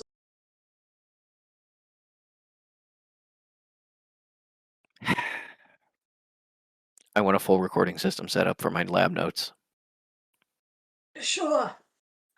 But can I do it a bit later? I'm on 8 exhaustion levels at the moment. Yes. While this entire conversation has been happening, flashes so bright they're like lightning have been happening throughout the room, and you look over to just see Elise holding this jar of smoke that is still clearly like moving, and little tendrils are coming out. She goes, "I just can't seem to kill this thing." Right, well, I'll figure something out, please. All right. Passes it over to you. Thank you. Put that in the pack. What time is it? Oh, well, we haven't been working that long, so let's see. It's about lunch. Perfect. There we You are. have died like 14 times in an hour. Yeah. Fantastic. I could absolutely do some of the gruel here. Could you help me stand up? Oh, of course. Just let me. She comes over to help you up, and then Yeah, she comes over and helps me up. yeah, no, she comes over to help you up. She grabs you by the handles and pulls you vertical. No, she comes over to help you up, and she goes to like put her hands on your arm, and then like stops and like make sure that you don't have any blood on you that she's going to get on her clothes, and then helps you up. While Beliala just jumps in from the other side. Yeah, May puts back on her clothes very clumsily, and then like reaches out because she's blood free. Reaches out to Elise and puts a hand on her shoulder and says, "Hugely appreciate it. Let me know if you ever need any symbol work done. Kind of don't have anything I can really repay you with at the moment, but I owe you one." Oh, well, I'll remember that. We always have some simple work that needs to be done around the church. I'm sure we can find something, but it was fun. It was a fun experiment. It wasn't fun for me. Well, yes, but you weren't part of the experiment, so That's all right, Billy Aller. It wasn't particularly fun for me either, but I'm good practice in case this happens again to someone I suppose. Yes. Yes, I suppose it would be good practice. It would also be May good was practice talking to Elise. Oh, yes, I'm sure I don't need the practice. But I could always go for 99.9 success rates. oh, yes. Always No, do that. you're my 35th success out of 40. That's not quite. I don't think those statistics add up, actually. Maybe What it's are you my talking about? exhaustion levels, but I don't think 35 out of 40 translates to 99%. What are you talking about? May, Let I think me. you're suffering from some blood loss. I don't think that changes how numbers work. I'm Belial curious. is like, she's right. Yes. She's right. It doesn't. It would have been 34 out of 39. So around 85%. Yeah. She rounded up. 5% actually. I mean, I'd need a calculator or to, not be Oh, barely alive, but well, that's still good. it absolutely What did I say? is. You said 99. 85. Right. Well, let's break for some lunch, and then maybe we can discuss some of the things you saw, and yeah, we can talk about how you're going to pay me back. Now, I understand. She's sort of like taking your arm and helping you out of the room. Now, I understand that you're no longer with this sinner gentleman. So does that mean that you're available to contribute some genetic material to some experiments that I've been working? As you're just kind of like talking through that as she goes out the door. What do you mean? Well, we would harvest an egg, and then Genuinely, I want to know. What is she asking? she is going in very like oblique medical terms, being like, yeah, we'll harvest some eggs for you, and then we'll do some like kind of in vitro magical fertilization to see if we get you some kids, and then you're like, no, I'll no, take the simple. no. I'm simple. I can do simple work. I'll do extra simple work. I don't really Fine. do kids. Nobody ever wants to donate eggs. I mean, I'd be happy to donate to someone in need, but I don't need. Well, I need eggs. does that even mean, someone in need? I need eggs. Elise, I don't need know how to ovum. say this. I think I need to lie down before we have this conversation. Fine. And she sort of walks with you to lunch.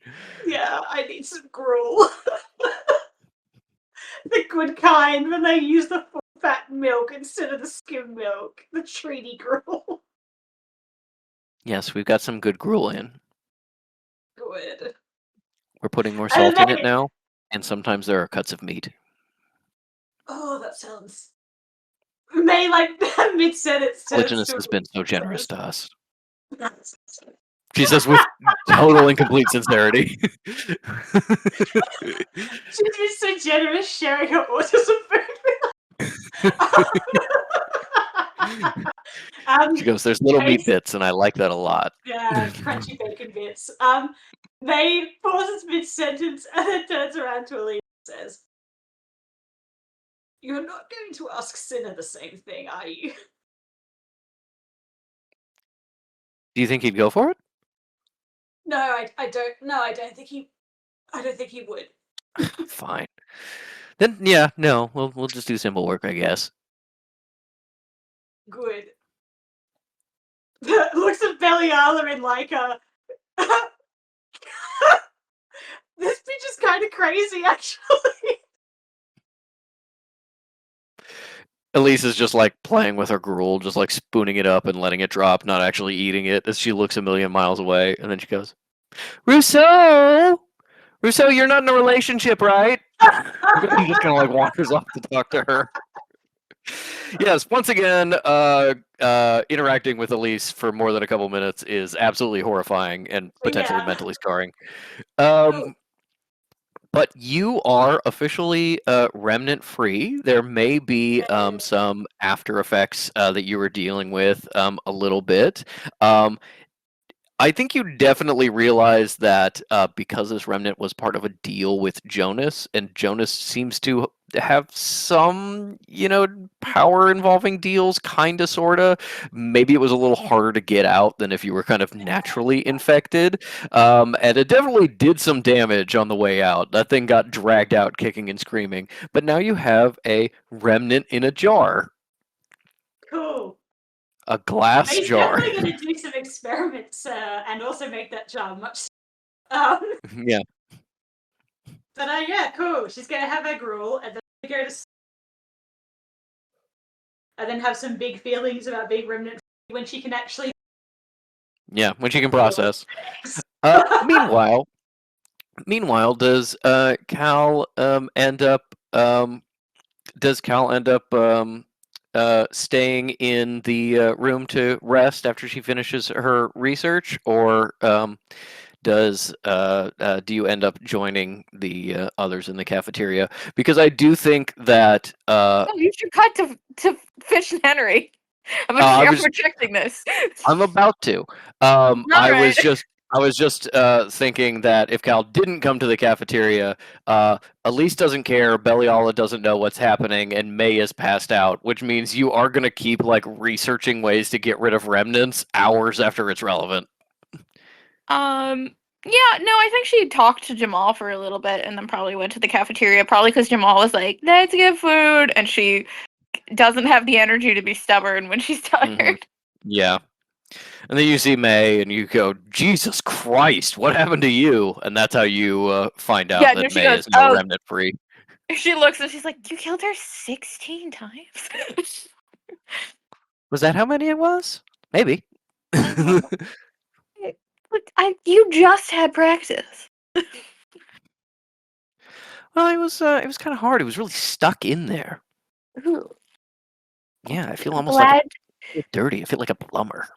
I was like, well, I'm glad to see you're all right, May. It's good to have you back. Just do. And while they're having their lunch and going to continue the rest of the day, we will switch over to Fish and Henry. I bet they're eating some fucking gruel right now. I bet you really like this sandwich, huh? Yeah, no, you went through town. You were probably introducing Henry to a bunch of people around town that he has no real need to know. And they're like, "Hey, so I saw that you like burgers. Would you like we can do that if you like." Yeah, I'll take a burger. That sounds good. Use the Mm, energy.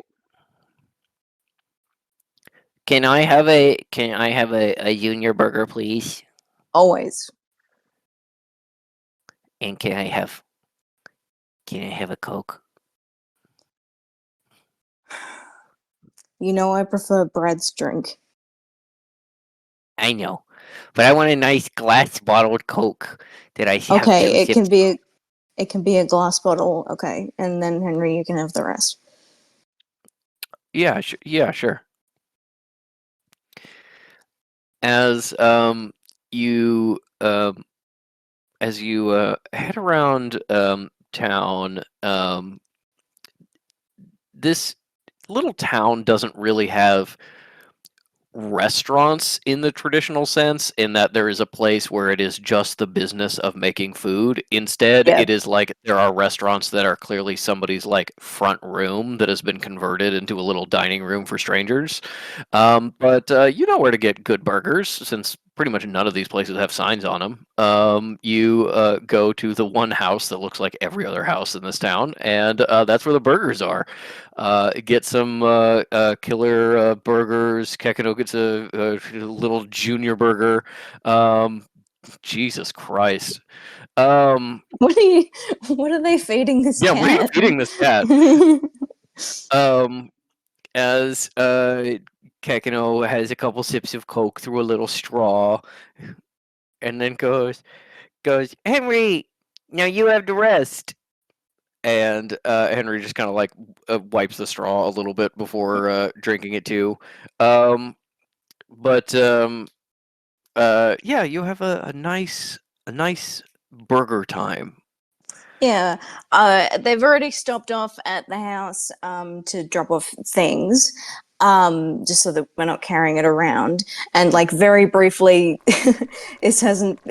Fish is like sees the lady who owns the house and is like, "Here, this is my son. He's gonna just stay with us for a bit." And then they fucked back off. Oh, it's nice to meet you. She's the lady who I'm renting from. She's very nice. I mean, actually, she kind of is. She doesn't like it when I smoke in the house, but thankfully I gave up because I had to. Yeah, no, you were getting thrown out if you smoked in here again. Yeah. I'm not doing it no more. Don't worry, Miss Landlady. I am holding on to all the cigarettes so that Dad cannot smoke. Oh, that's very nice of you, Henry. I didn't say anything. What?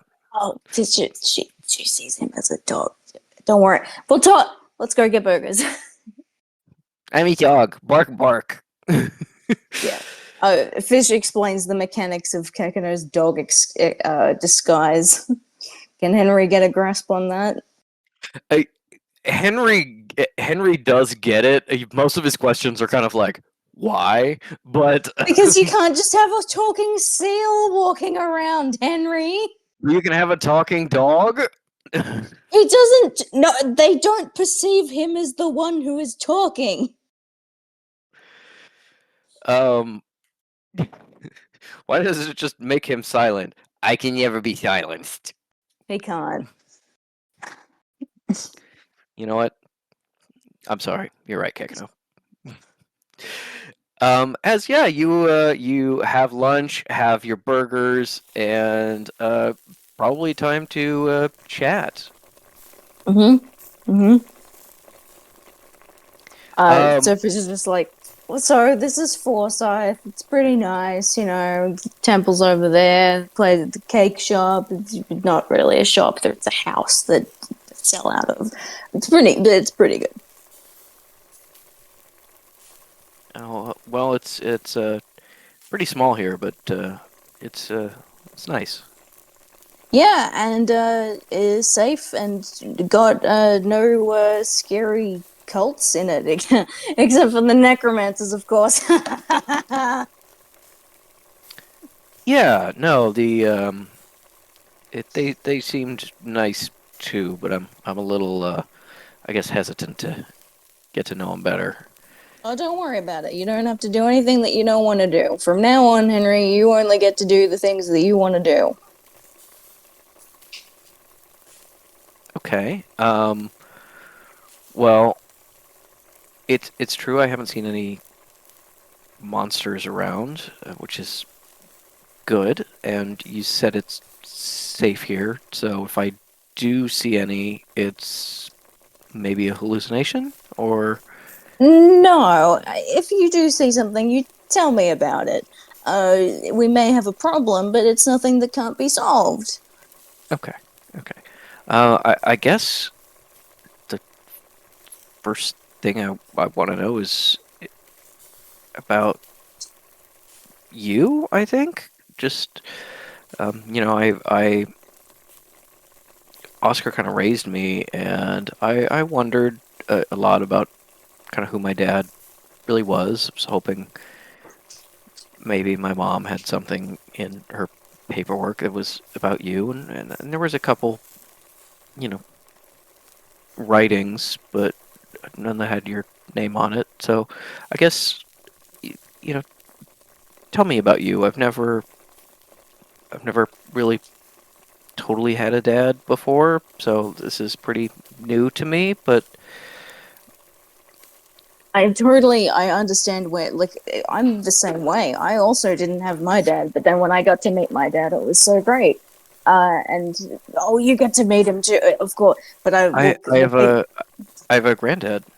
yes, you do. And you can meet him whenever you like, but I just don't want to overwhelm him because I know it's crazy. But he is a god, and that's what I meant by godkin. What? So what? Yeah. Sorry. Hmm? What? Sorry. You know, What? Duono Atua, the god of connection. You know, that's where we get our powers from.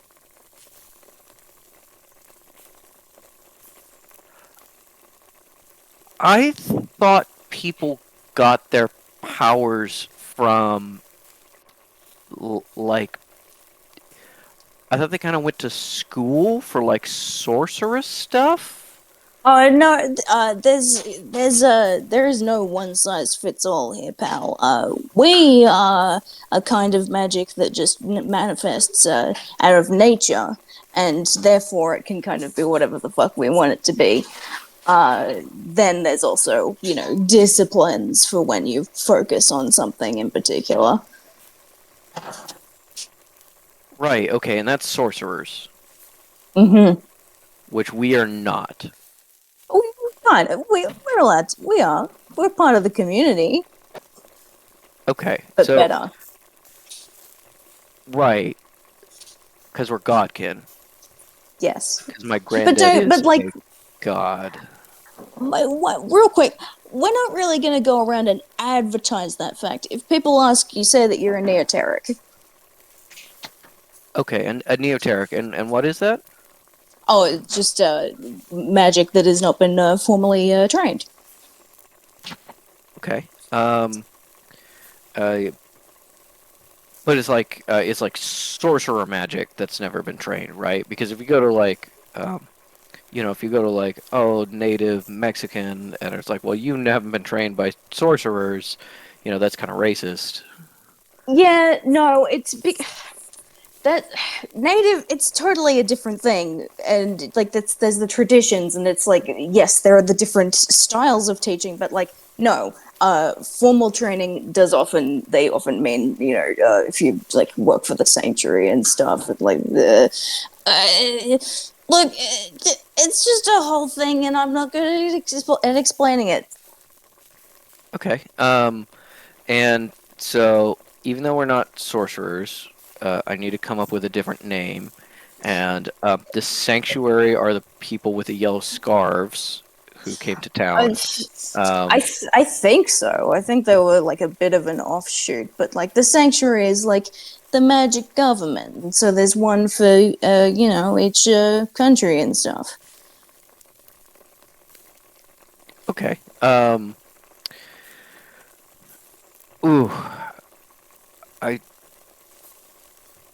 I mean, governments are Bad. governments. I know they're not very good for people, but that does mean, I guess, that there was someone who was supposed to be keeping me from being attacked by monsters every day, and they weren't doing Yeah, that. and they failed you. But now that I've found you and I'm gonna look after you, that's not gonna happen anymore. Okay. Yeah. Sanctuary Yeah. fails all the time. Don't worry about it. That's why you gotta like take things into your own hands. Yeah, no, I'm pretty used to that, fortunately. This is a lot. Is there anything to drink in this town or anything like that? Okay, well, how's your tolerance? It was pretty good. I've been sober for 2 years for anything harder than mushrooms. Oh, okay. Okay. We're there. Well,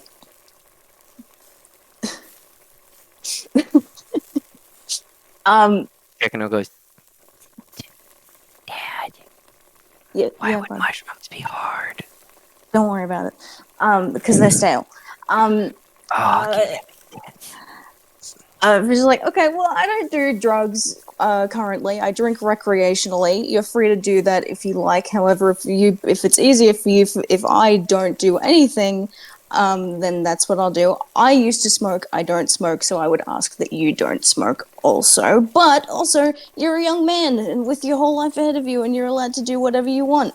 My rules are soft rules, unless I tell you that it's a hard rule, and then you have to listen. okay. All right. So there's a lot of rules, but they don't matter except when they do, and you're the one who makes all the rules, and I can't smoke. Well, do you want to? Not really.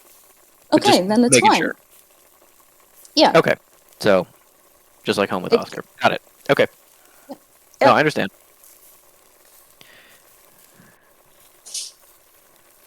Okay. Fish Yeah. taps the table awkwardly and looks around the room like, no, I don't know what I'm doing. Okay. Yeah. I'll start cleaning when we get back to the room.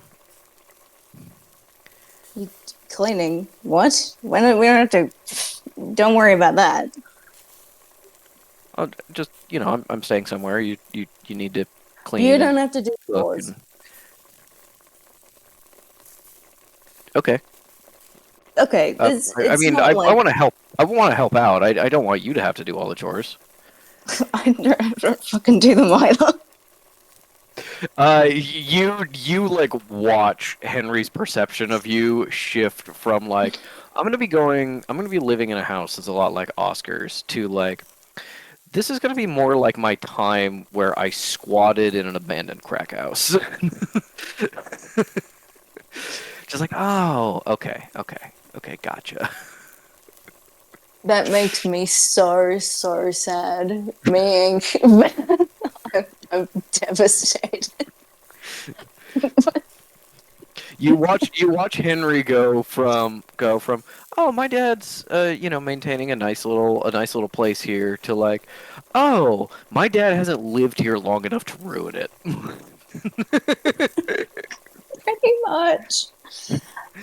Um.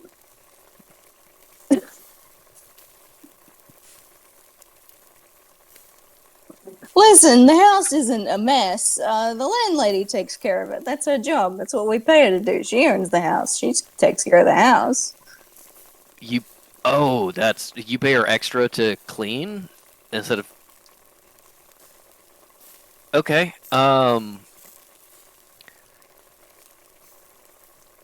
That doesn't seem great to me. Maybe we can save some money and you and I just clean up a little bit sometimes.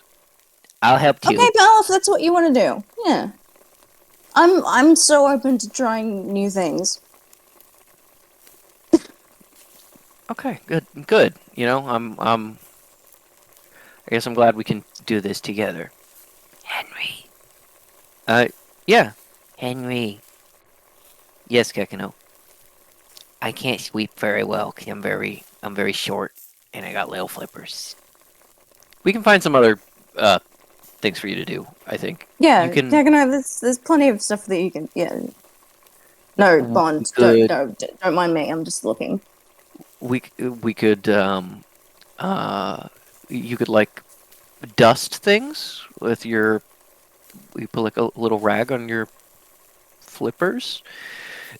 Sorry, this is still really weird to me. It's okay.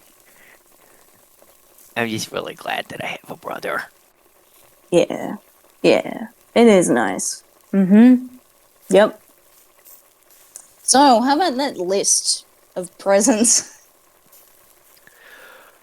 Oh well,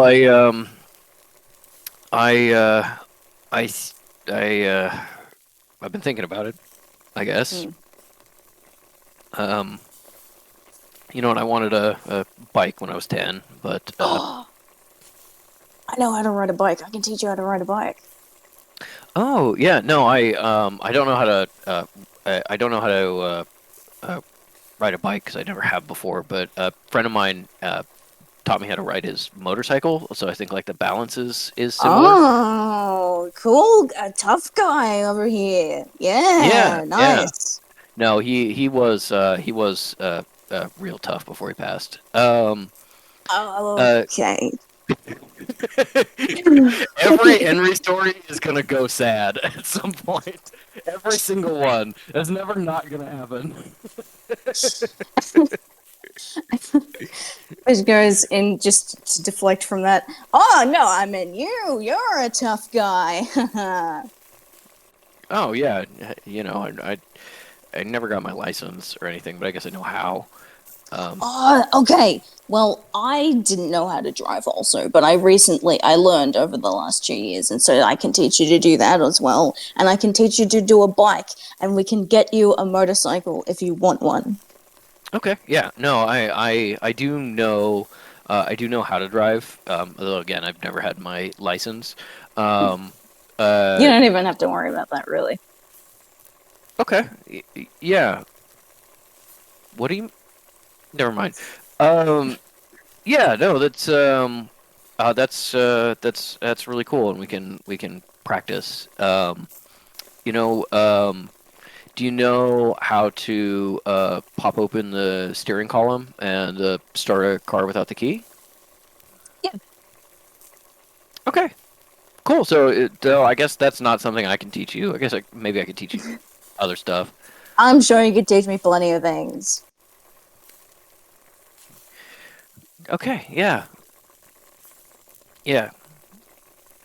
You see him like start to get a little less guarded, start to relax just a little bit as maybe Fish has started to occupy some sort of schema in Henry's mind halfway between Oscar, the man who raised him, and like one of his kind of maybe deadbeat friends. That is like, it's like, yeah, no, I see like the two of those coming together, and that I can work with that, and you can see Okay. him like getting more comfortable. I need you to know this is killing me. So, Literally, I cannot remember a scene I have been more agony. I would like for Fish to like go into telling some of their like rolling out some of their best like party meeting new people stories of like here's a Yeah. fun adventure I went on Greatest hits. where I was the best and the coolest. And like starts idly like mentioning like and you know talks a bit more about their friends about May and Kel, and mentions Isle and Metal, and if Henry asks for like follow up, like we'll kind of go into it, but like not too much. Yeah. Metal is this age. Yeah. I have a friend your age. Ugh, Ugh. that's weird. Also, how old is Collisionist? Because she looks like 6 years older than me. Yeah. Okay, well, first of all, whenever I ask her about her age, she always says it's rude to ask a lady's age, but she's 93. Only 3 years younger than me. Like, that's a pretty reasonable gap, you know? Wait, sorry, you're how old? 93. No, that's Denier. 96. You're 96 years old? Oh yeah, and I'm pretty young. Like sorcerers live long, so better get used to living a long time because you're gonna. I'm gonna live a long time too? What? You keep having this thing with like you're like intermediate magic concept, and Henry's like, interesting. What? And you're like, oh right, kindergartner magic concept.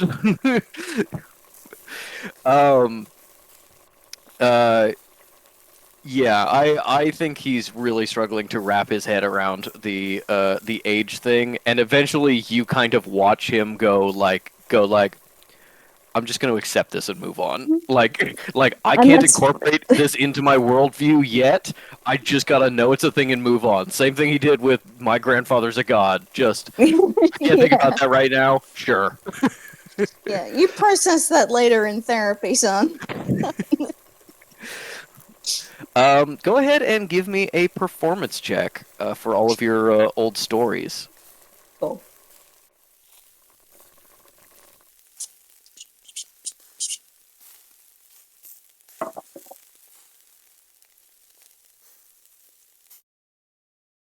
Uh, 18. And yes, I did remember to take away the exhaustion. Excellent. With an 18 performance,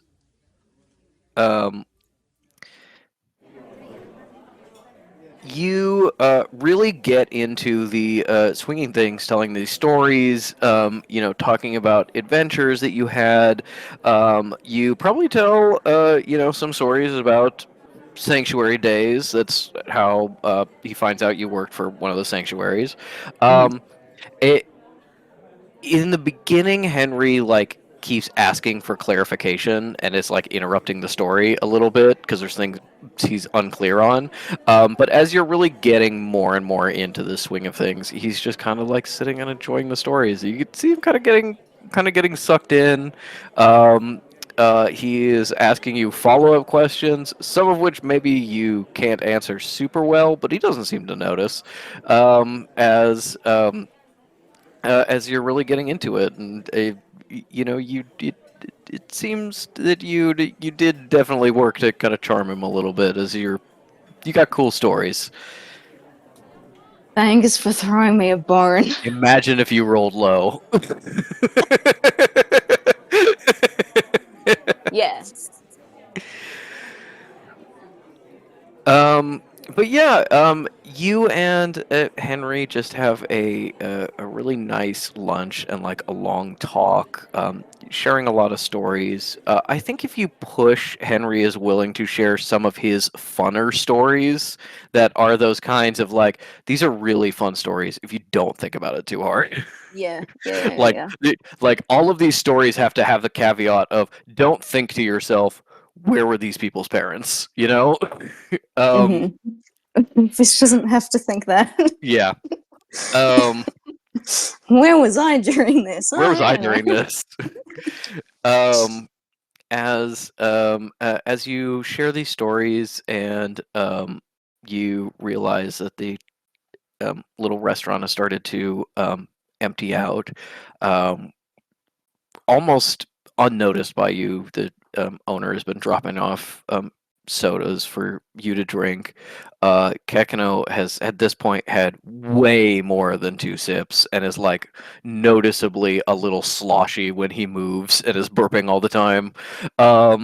As he adds to the stories that he was present for, of just like, and then Metal won the flower picking competition. Yeah, Yeah. sorry. And that was when Kekino was born. Yeah, that's when I was born. Mhm. Henry, I'm 2 years old. Mhm. Wow, that's a short amount of time for a magic Very seal. short. Yep. Mhm. He's just a baby. I'm just a baby. But Oh, do you? you're very smart. Thank you. I like to think I'm very smart, but sometimes it's hard. Sometimes it's a little hard to to be to be smart.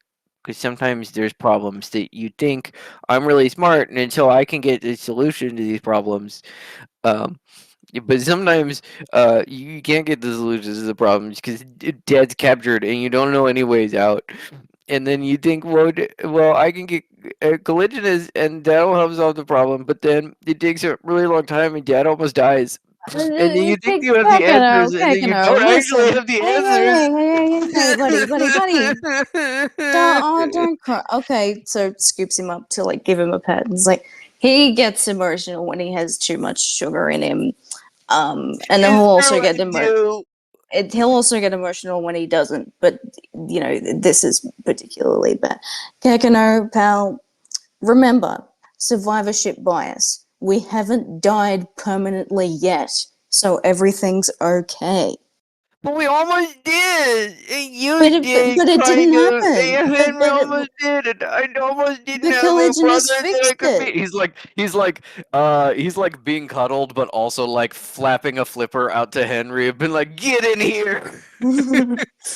It's like don't make him get in here if he doesn't want. You know how collisionist didn't like being touched for a while and still doesn't really, but you just be like that. Just respect his space.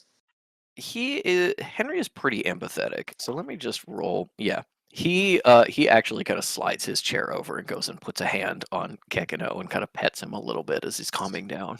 Okay, then Fish like swivels and is like, okay, there's a favorite spot under the chin in the little ear hole that you can always boop the nose. You pinch his cheeks, he likes that, but like wait for a good mood. But like just like a cat, just go one motion from head to tail. But then also you can do it like a dog, which is just random. Okay. Hey, does this feel good? Yeah. Thank you for being alive, Henry. You're welcome, Kekino. Yeah, he's got a lot of love in him. I don't know where he gets it from. I get it from Dad. I'm part of Dad. Do you know about Dad's brother in One Kick? Oh, we're not talking about that right now. No, we're gonna just not talk about that. Sorry, No, we're not doing it's yeah, imaginary friend. Anyway. Yeah,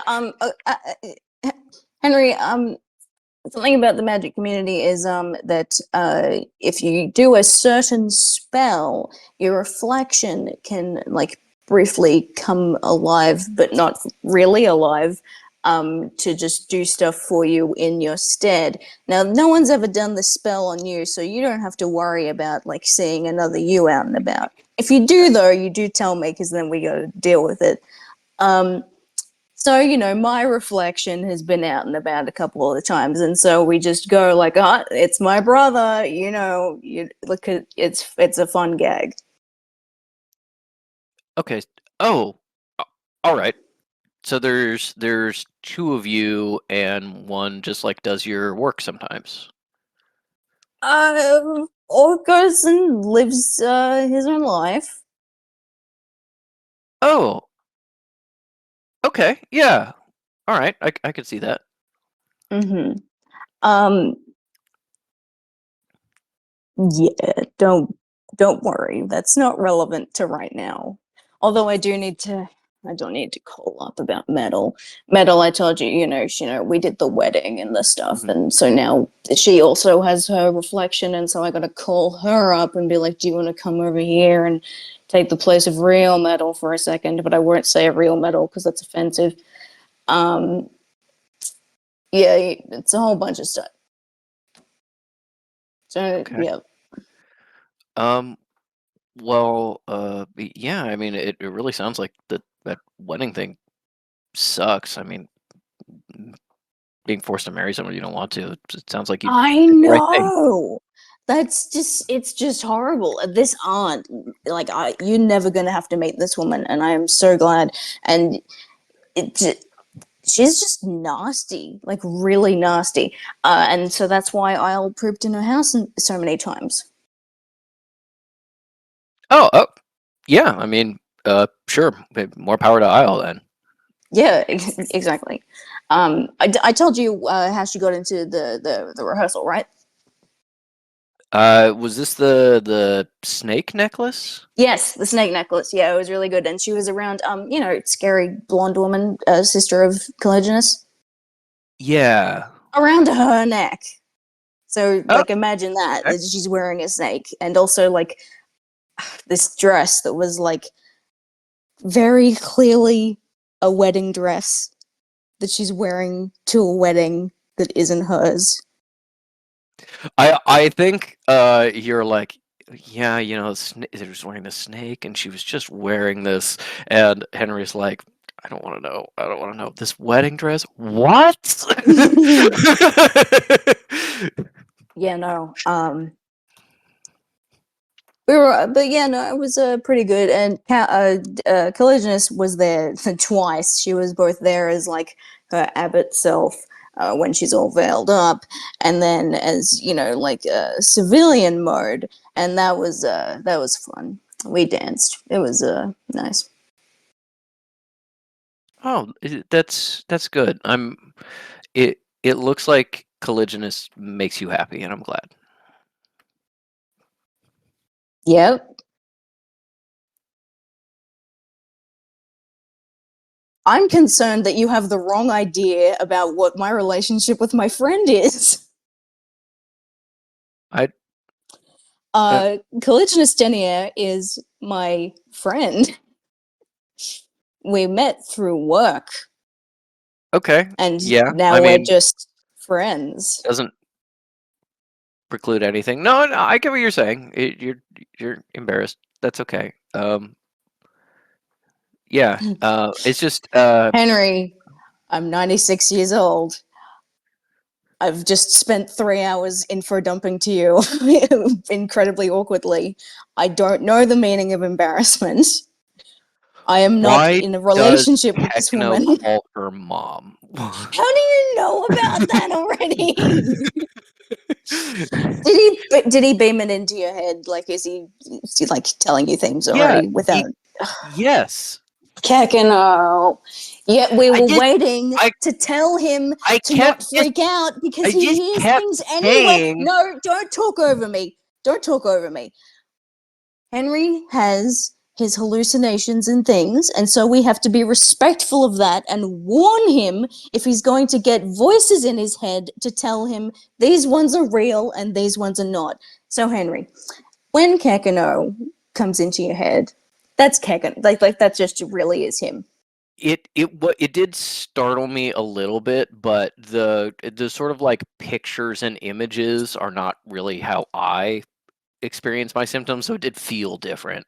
Yeah. Yeah, but Kekino just kept referring to Colliginous, and as yeah. So She asked you to stop doing that. You said you would. I'm not doing it to her. I just this is my new brother, and I want to make sure that he knows what's Okay, she's not happening. Henry's mom. Yet. Yeah, it's.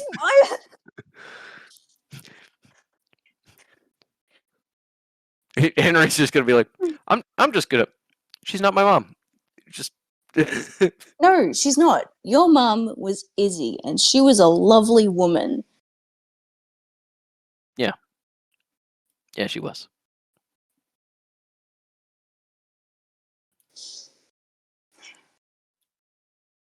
Tell some stories about Izzy. Okay. No, that's me narrating. Yeah. Fish tells some stories about Izzy. Okay. Fish tells some stories about Izzy. I think this also opens up some stories from Henry, and you reminisce a little bit. It's definitely awkward at first because of the subject you are now purposely avoiding, that you are all aware you're purposely avoiding. But I think it does come around to being very nice, and that once once Henry finishes sharing a story about the time the first time he ever pet a raccoon was his mom coming into the kitchen with one like held by the scruff when he was like 5. Hell yeah. When he's he tells some stories that make you remember Izzy fondly and really just cement this image of her in your mind of who she grew up as and how she was as a mom, which is not that different from how she was when Yeah. when you first met her. She Yeah. she didn't participate in the rodeo anymore because she needed to stay alive for Henry, but she was still the same person. And as you're talking, eventually getting up from the table and continuing to talk as you walk back to your place, I think Henry, suggests starting to get ready for this little dinner that you're going to be having, and Yeah. end up talking to the landlady and arranging for some food. Henry is going to help her cook, and meanwhile, back at the temple, we were going to have. Walking back to the place. Mhm. Before they've talked about Izzy, and then Fish kind of betrays that they've continued to think about Cal the whole time. and like pulls him aside and goes, "Listen, I'm not going to treat you like you're stupid or a child. You're a young man. Yes, I have a thing for this woman. We have discussed it. She doesn't have a thing for me. She has a boyfriend. Okay? So we're just friends. Don't ever speak of this to her."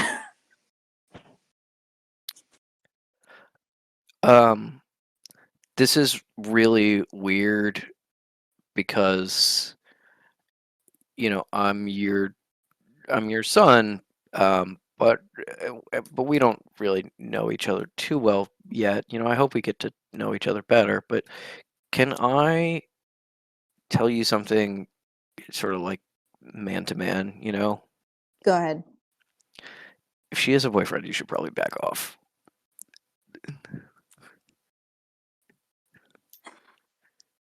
I needed to hear that, Henry. Yeah. Thank you.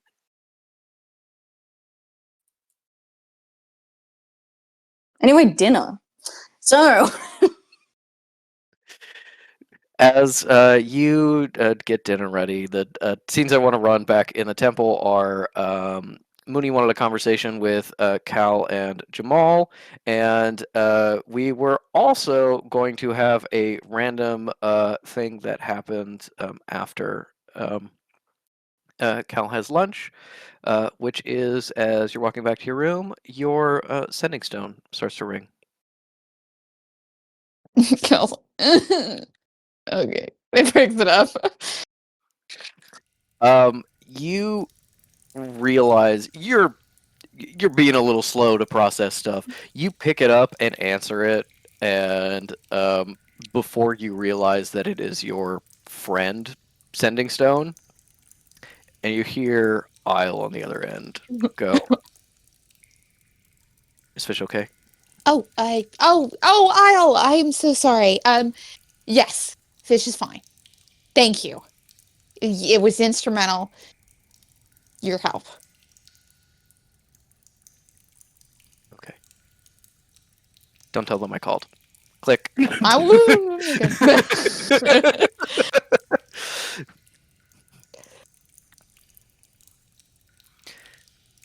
then yeah, you get a private moment back in your office to talk with Jamal. What scene did you want to play out? I just wanted at some point Cal to just be like, I'm so tired. It was a lot. Yeah, no, it sounded like a lot, and you seem very. You seem worn, Collagenous. I think you need to rest. I definitely want to rest, but I have to do all of this stuff with metal, otherwise our roof is going to get caved in by the American sanctuary. And all of this stuff is going on with dinner too, and I'm glad May has her remnant out, but I don't know. So I don't regret it, but I don't know. I feel this sense of like anger with myself of getting put in a position where I'm this exhausted because I don't feel like I can handle all of the other things that I can handle. But it's not like I have a world where I let fish rot. Yeah, no,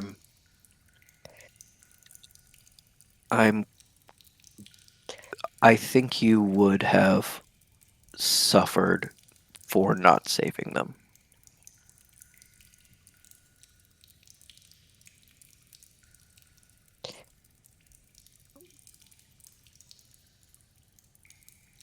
Cal, I think, is mulling that over quietly. As Jamal is kind of like looking down and seems to be mulling over something as well, he then lifts his head and says, maybe it's just that I know you, but nobody expects you to be able to do everything. If you need someone else to help run the temple for you, you only need to ask. And if you stay and run the temple and don't go out and almost get killed, then maybe that's a way too. You don't need to be doing everything. Cal reaches out and touches like Jamal's chin and is like, thank you, and I hope you understand how much I trust you and that I do trust you to run the temple in my absence, but I mean, you have a way to clear this problem with Metal's family coming after her? Do you have a way to keep people from dying all of the time, or a way of clearing up all of these problems and relationships and issues? Sometimes running the temple is the easy part. Yeah, I get that. I guess, I'm still pretty new at the faith, and I'm still studying, but so I don't mean this to be, insulting or in any way. I don't mean to tell you how to worship. I mean, I would never, but to suffer is to live. Sometimes there's things outside of our control that we can't do anything about. People are gonna die, and we should try and save them as much as possible, but we're gonna fail sometimes. And that can't be our fault. Necromancers aren't going to fail unless they don't know what they're doing. I think everybody fails sometimes. Yes, but not me. I don't mean Cal is trying to see if he's trying to get at something. He is. I will say I don't think this is necessarily fair to Jamal, but like her being like I don't regret it, but like, God, I like wiped myself out resurrecting fish, and then Jamal being like, "It's okay to fail," and she's gonna start taking it as like, "Wait, you think I wasted my energy?"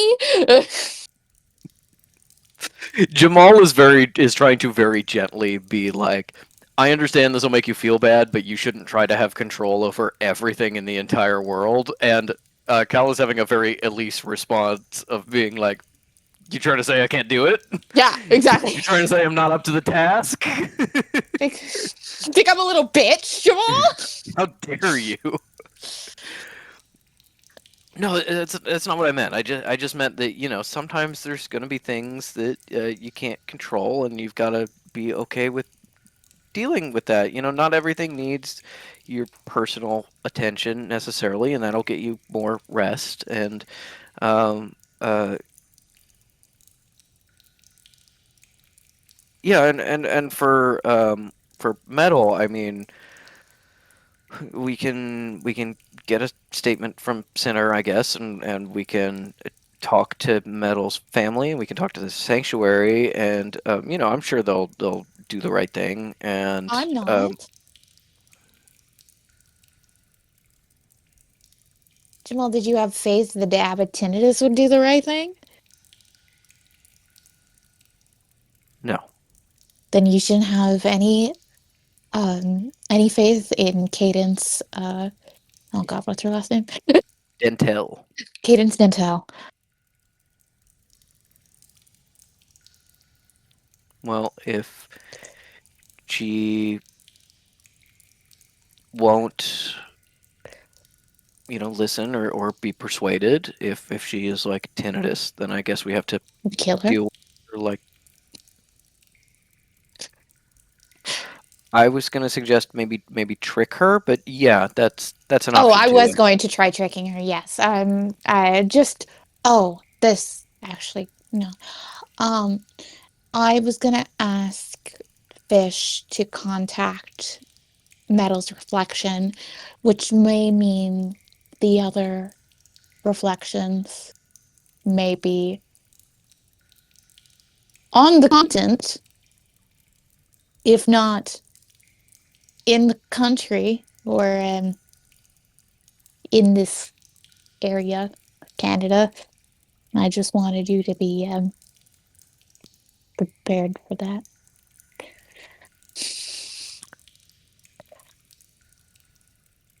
Great. No, that's great. You're gonna have other metal pretend to be metal and pull them. No, that's really smart. No, that's yeah. No, that's wonderful. And you know, two colligionuses. That's crazy. Not really. No, Anyway, no, I wouldn't yeah. call her a collisionist. I'm warning you. I don't have any intention of introducing you to either of them, but they will probably show up knowing their personality. So, sorry. Okay. Well, I guess thank you for the warning. That'll give me some time to prepare both mentally and physically. Basically. Well, yeah, I mean, we've got to make sure that we can account for you know, being able to open all of our cabinets and find another fish in there, you know, just like before. Cal sits and thinks for a minute about like what Fish would be doing in a cabinet, or what Ezekiel would do in a cabinet, and she's like, "Ooh, no, that's bad. We need child locks." We tried locks when Fish was doing that, and it didn't work. It didn't work. Oh man, Parable. There's a parable about the necromancer and their doppelganger. What if we can teach that to the kids? I mean, Children should know there's evil doppelgangers. I don't want them in my temple at all. But I don't. Especially if I'm more preoccupied on trying to get the stunt with her name is Chantilly Metals reflection, trying to get the stunt with her go off. I don't know what would be happening here, so I don't know. Maybe we have a code. I mean, the other Golden Master hair is short, but I don't know if there's going to be a veil or what. A wig.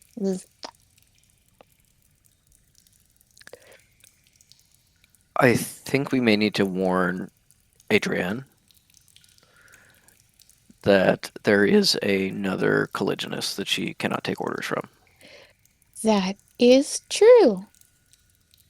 Maybe we I- just shut down the temple, like nobody comes in or out. People live here, though. I don't know. That's hard. Maybe we establish some code phrases. Mm. Maybe if we don't say the right code phrase, then Adrienne stabs you or something. I don't know. Mm.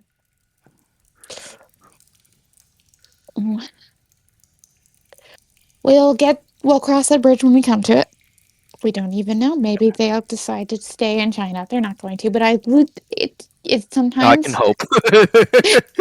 sometimes nice to pretend. What's the time? Well, we've just been chatting, so it's about 1 o'clock. Oh, all right. I have a while before the dinner at Fish's house. I was actually thinking, colligionist, and he kind of like you are immediately like, okay, I've got a little bit of time. Scoot into the desk, open up a book. He kind of like takes your hand and kind of like pushes it away from the work a little bit, and he says, "Why don't I work on the paperwork, and I'll open these letters for you with your permission, and sort them into the sort of important and unimportant ones, and you can rest and maybe sleep a bit." Would that make you feel better? Yeah, I think it would. Oh, all right. I know you've been upset with me lately, so I'm fine. Jamal just fully does not respond to that. Doesn't know how. Doesn't know if it's gonna turn into an argument if he brings it up now. Just yeah. You go to your alcove and get ready for Make a sleep. nest. And Jamal just sort of sits and stares blankly at papers for a bit before finally shaking himself and starting to open your letters. Meanwhile, May has been exploring the temple, checking on the cleansing stones, and making sure the water pumps that she built are still functioning and everything. Just kind of keeping herself busy. Going, Adrienne, go do your homework. When you run into Adrienne, and she is holding her book of strategy. And as you are walking through sort of the plumbing, she is peppering you with questions about strategy. Cool. May answers them, but she's very tired, so like staring at symbols. Adrian will be like, "What should I do if is in C6?" And May's like, yes. As she's like following you around a little bit, do you ever ask to actually like see her homework or try to prove that she did it? If there's like a moment, maybe like after she's done checking up and everything, she'll actually be like, "Well, I'm here and I've got time to kill." And if I fall, Okay. You ask to you probably ask her if she did her homework, and she pauses and goes, "Yes, I did." may I see it? May she like doesn't really care, but she's trying to be like nice to strange child. I suppose, yes. This way. And Adrienne takes you through the temple to kind of the dorm area. She goes up to the room, which is clearly housing like probably like 16 people at this point. It's very much like a little bit of a warren of like beds with like little screens that have been set up to designate like rooms for sort of the bigger stuff. But there's also like little pathways of little like niches that have been carved into little bedrooms and stuff like that. And as you get there, she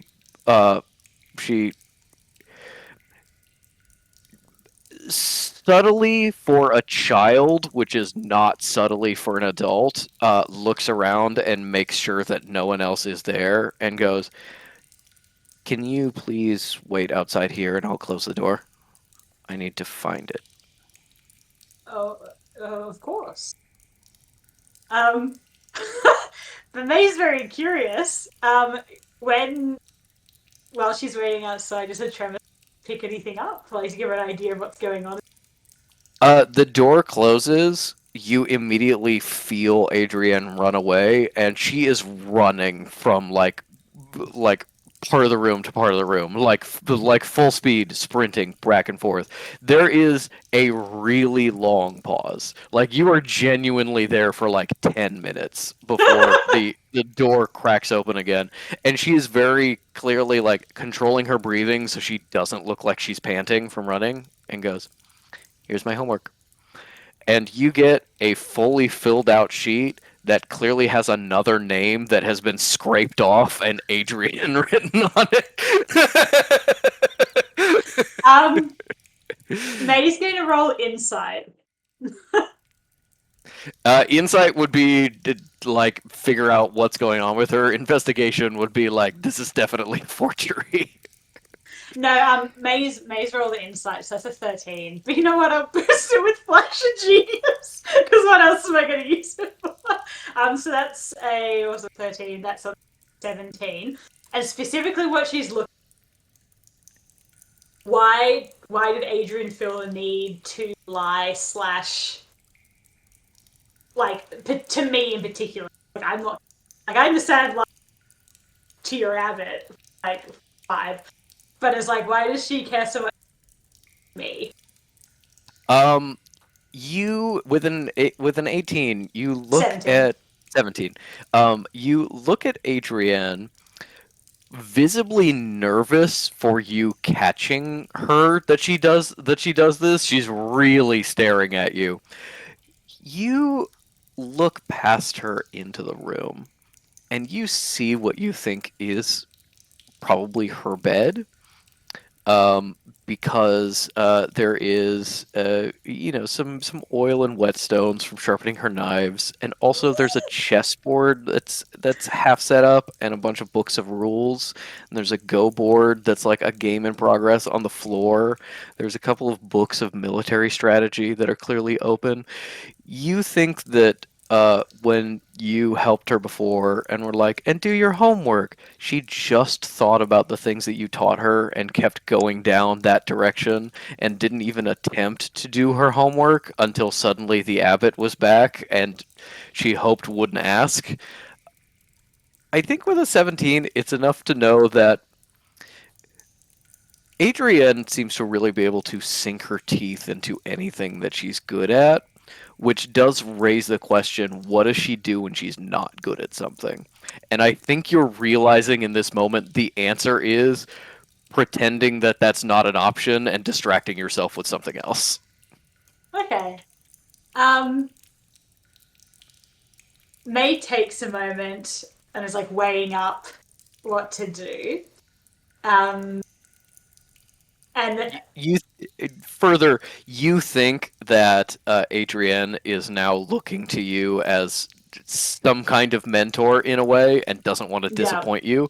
Maybe not as badly as she doesn't want to disappoint Cal, but yeah. I think this actually kind of reminds May of when she was a kid and all she wanted to do was her parents dig, and they were like, well, you actually have to understand why we're digging and what we're digging up means. So she was like, yeah, but I just enjoy like finding. So Yeah. like, I don't like that part. yeah.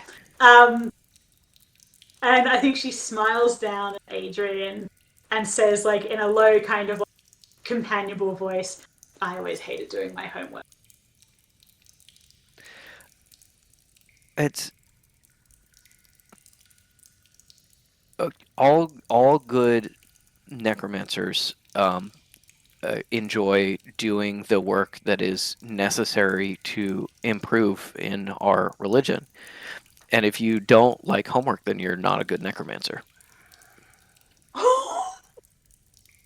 May's heart fucking breaks for this kid, but do you reckon it's fair to say that she would immediately think how is Sorry, you're cutting out a little bit.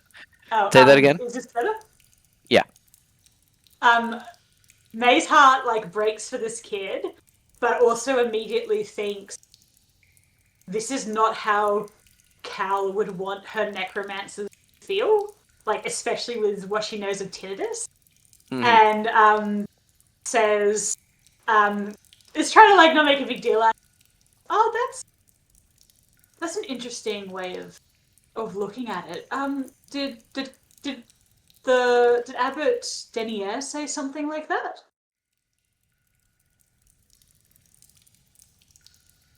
She didn't say anything, but she's really good at being the abbot and protecting our people, and I just can't not help her.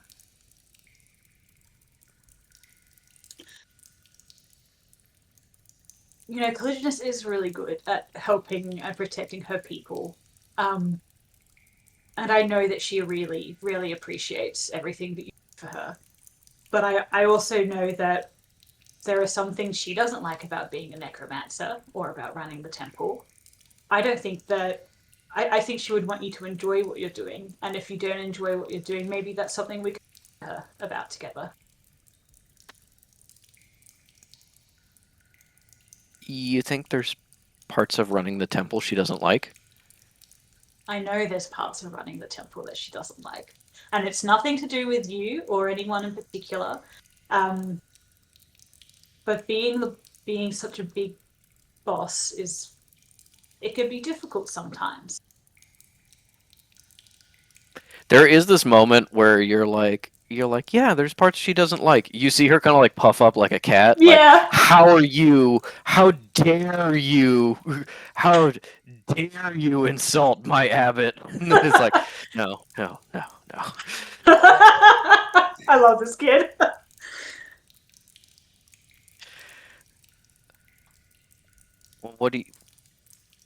What do you do then when you don't like something,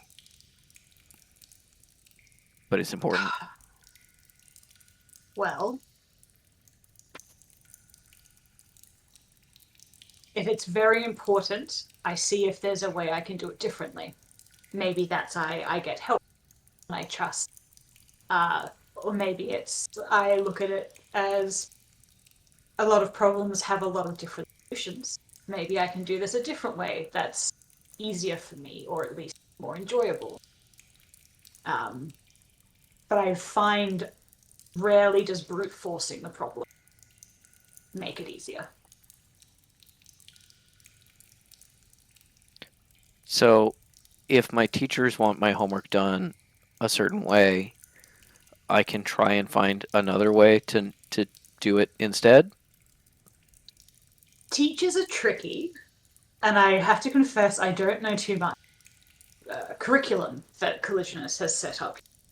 But I think if you're maybe finding it difficult to focus or to focus on one thing in particular, maybe there's ways that we can make it more interesting to you at the very least.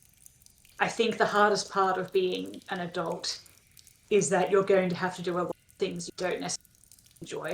Some of them are important, and some of them are not important but necessary. And that's unfortunately a fact of life. But there's ways that you can at least make it more tolerable, at the very least. Give me a persuasion check. I think with advantage. Because you Ooh. are really saying a lot of things that she needs to hear. First one was a nat 1, so let's hope the second's. Second's. Let me check what my persuasion is. Yeah, dirty 24. With a dirty 24, you can see the things you're saying to Adrienne ring through with the clarity of a bell, of just like you are like blowing her mind. When you're looking at the sheet that she hands you, just kind of glancing over it, it is a lot of like rote memorization and like magic theory, all stuff that you didn't like, and stuff that she is clearly avoiding as much as possible, maybe because she's not good at it, and she needed being given permission that you can try and do it another way, and you see her like with that 24, you see her start to like take in what you're saying and like actually believe that this is possible, and her eyes are getting bigger, and she says, "Will you teach me how to do that? I can pay you." May's first thought is like, what a respectful young woman. Respecting my time. Of course I'm not going to take them, but I really appreciate that she respects my time. May says, I would love that. I have to confess, though, I don't know that I'll always be here, so maybe this is something that I'll need to talk about with your teacher and with colligionists, and I don't want to... I'm sure you understand how important it is to respect hierarchy. Right? I don't want to cause any upset. But I do know with all my heart that if colligionists knew you felt this way, she would want to help. You think that Abbott wouldn't reject me and think I'm a bad necromancer? I don't think that at all. I know that's not the case. She speaks very highly of you. She looks like she's going to cry, but instead she like ducks her head and kind of like force of will keeps the tears back, and then she sucks them back up. She wanders over to her bed and comes back, and you see she has the knife she was wearing that she was giving to Cal, and she goes, "Thank you, Instructor Gladly. No, Master Gladly. As payment, the abbot has named this knife Excalibur." Giving me the knife? Yes, that's your payment.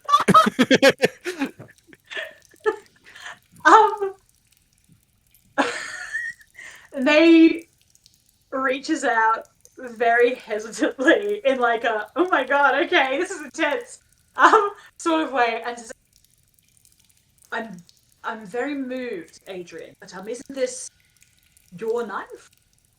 I have more. But this is my favorite. It's your favorite? Well, I don't. How much? Especially since the abbot named it. I insist you take it back. I think it's very important. Gifts from our leaders, but I would be equally as happy to receive a knife that's quite as fond as. Okay, let's come look at what I have, and we'll actually like fully like. You think without thinking about it, like grab your hand in the like little kid grab and just like pull you over to the bed to show you her stuff. A lot of knives, including Excalibur. You notice that most of them are like folding pocket knife, clearly a kitchen knife that's been ground down, a piece of like a larger knife that has been set in a new handle after it broke off. Like this is this is trash, really well cared for trash, but trash. And she also shows you her books and offers her chessboard and her go board. She has a little cloth belt that is clearly like very different from everything else she has. It's like a very bright silk, maybe something ceremonial, something that you can take as payment. She's just showing you all of her stuff, both very proud of her stuff and also waiting to see what you take an interest in, so she can pay you.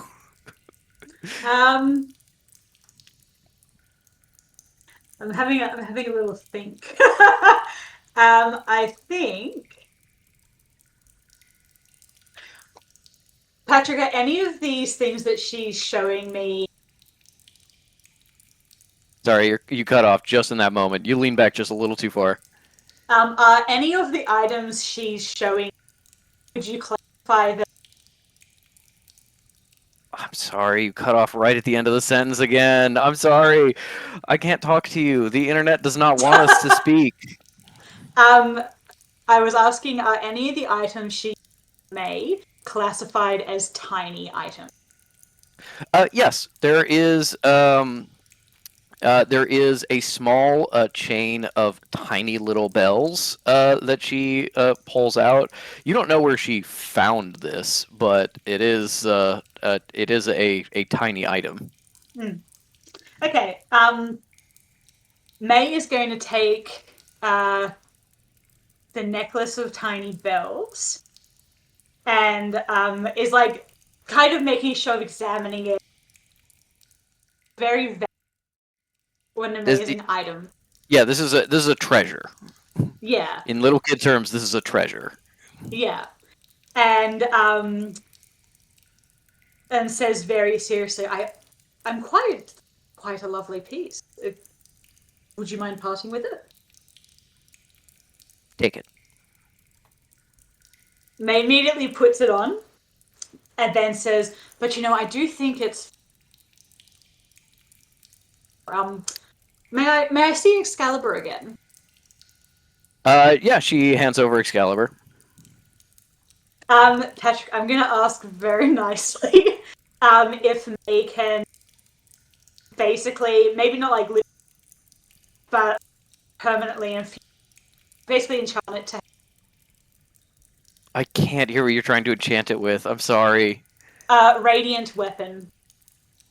Yeah, you can absolutely scratch a little symbol on there to give it some radiant damage with a high enough Arcana check. Okay, he's hoping. Do I get advantage? I don't think you have like a workshop or any of your tools, so I think no. This is a pretty low level. Not the power of a child's love. Not That's the true. power of a child's The love. power of No, this is a friendship. pretty low level enchantment you're putting on this, so the DC is not particularly high, but you don't have advantage. That's a 12, but I'm going to boost it with Flash of Genius to a 16 just in case. Okay. With a 16, you're over the threshold of 15, so it is permanent. You have take out one of your tools and you just sort of scribe a symbol into the flat of the blade, and when you hand it back to Adrienne, it glows very faintly and does radiant damage. Honestly, that's not what it does. That's not what Radiant Weapon does. No, but I'm not giving you the full radiant weapon infusion. No, but I only Sorry, what specific part of radiant weapon did you want? The blinding feature. Oh, yes. I will say once per day it can do the blind effect. You Okay, gave a and I'm child gonna a show her. flashbang? You gave a child a flashbang, yes. And May shows her how to do it. This is what it's going to do, but I'm going to show you so you understand. It's important that we use our weapons wisely. And then blinds her.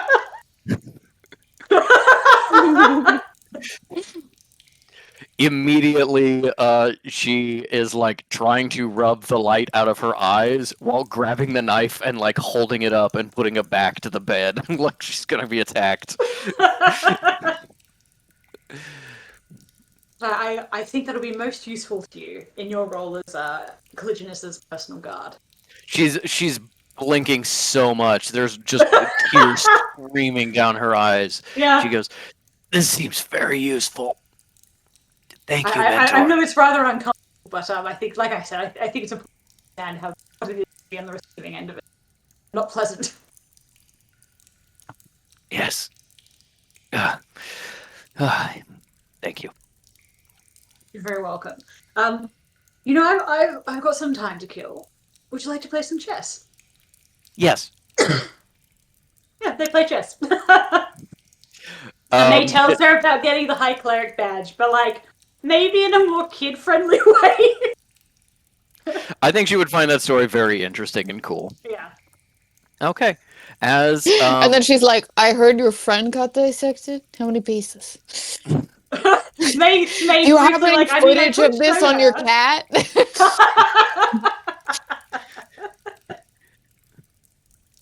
Yeah. have you seen a dead Even then, body? May's like, Do you want to?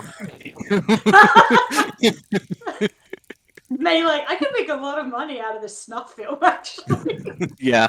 From Jamal. Jamal will pay. This is gonna be one of those things where, a back in the day horror director did the special effects so well they get Yeah. investigated by the FBI because they think they actually murdered someone. May's gonna be like, no, yes.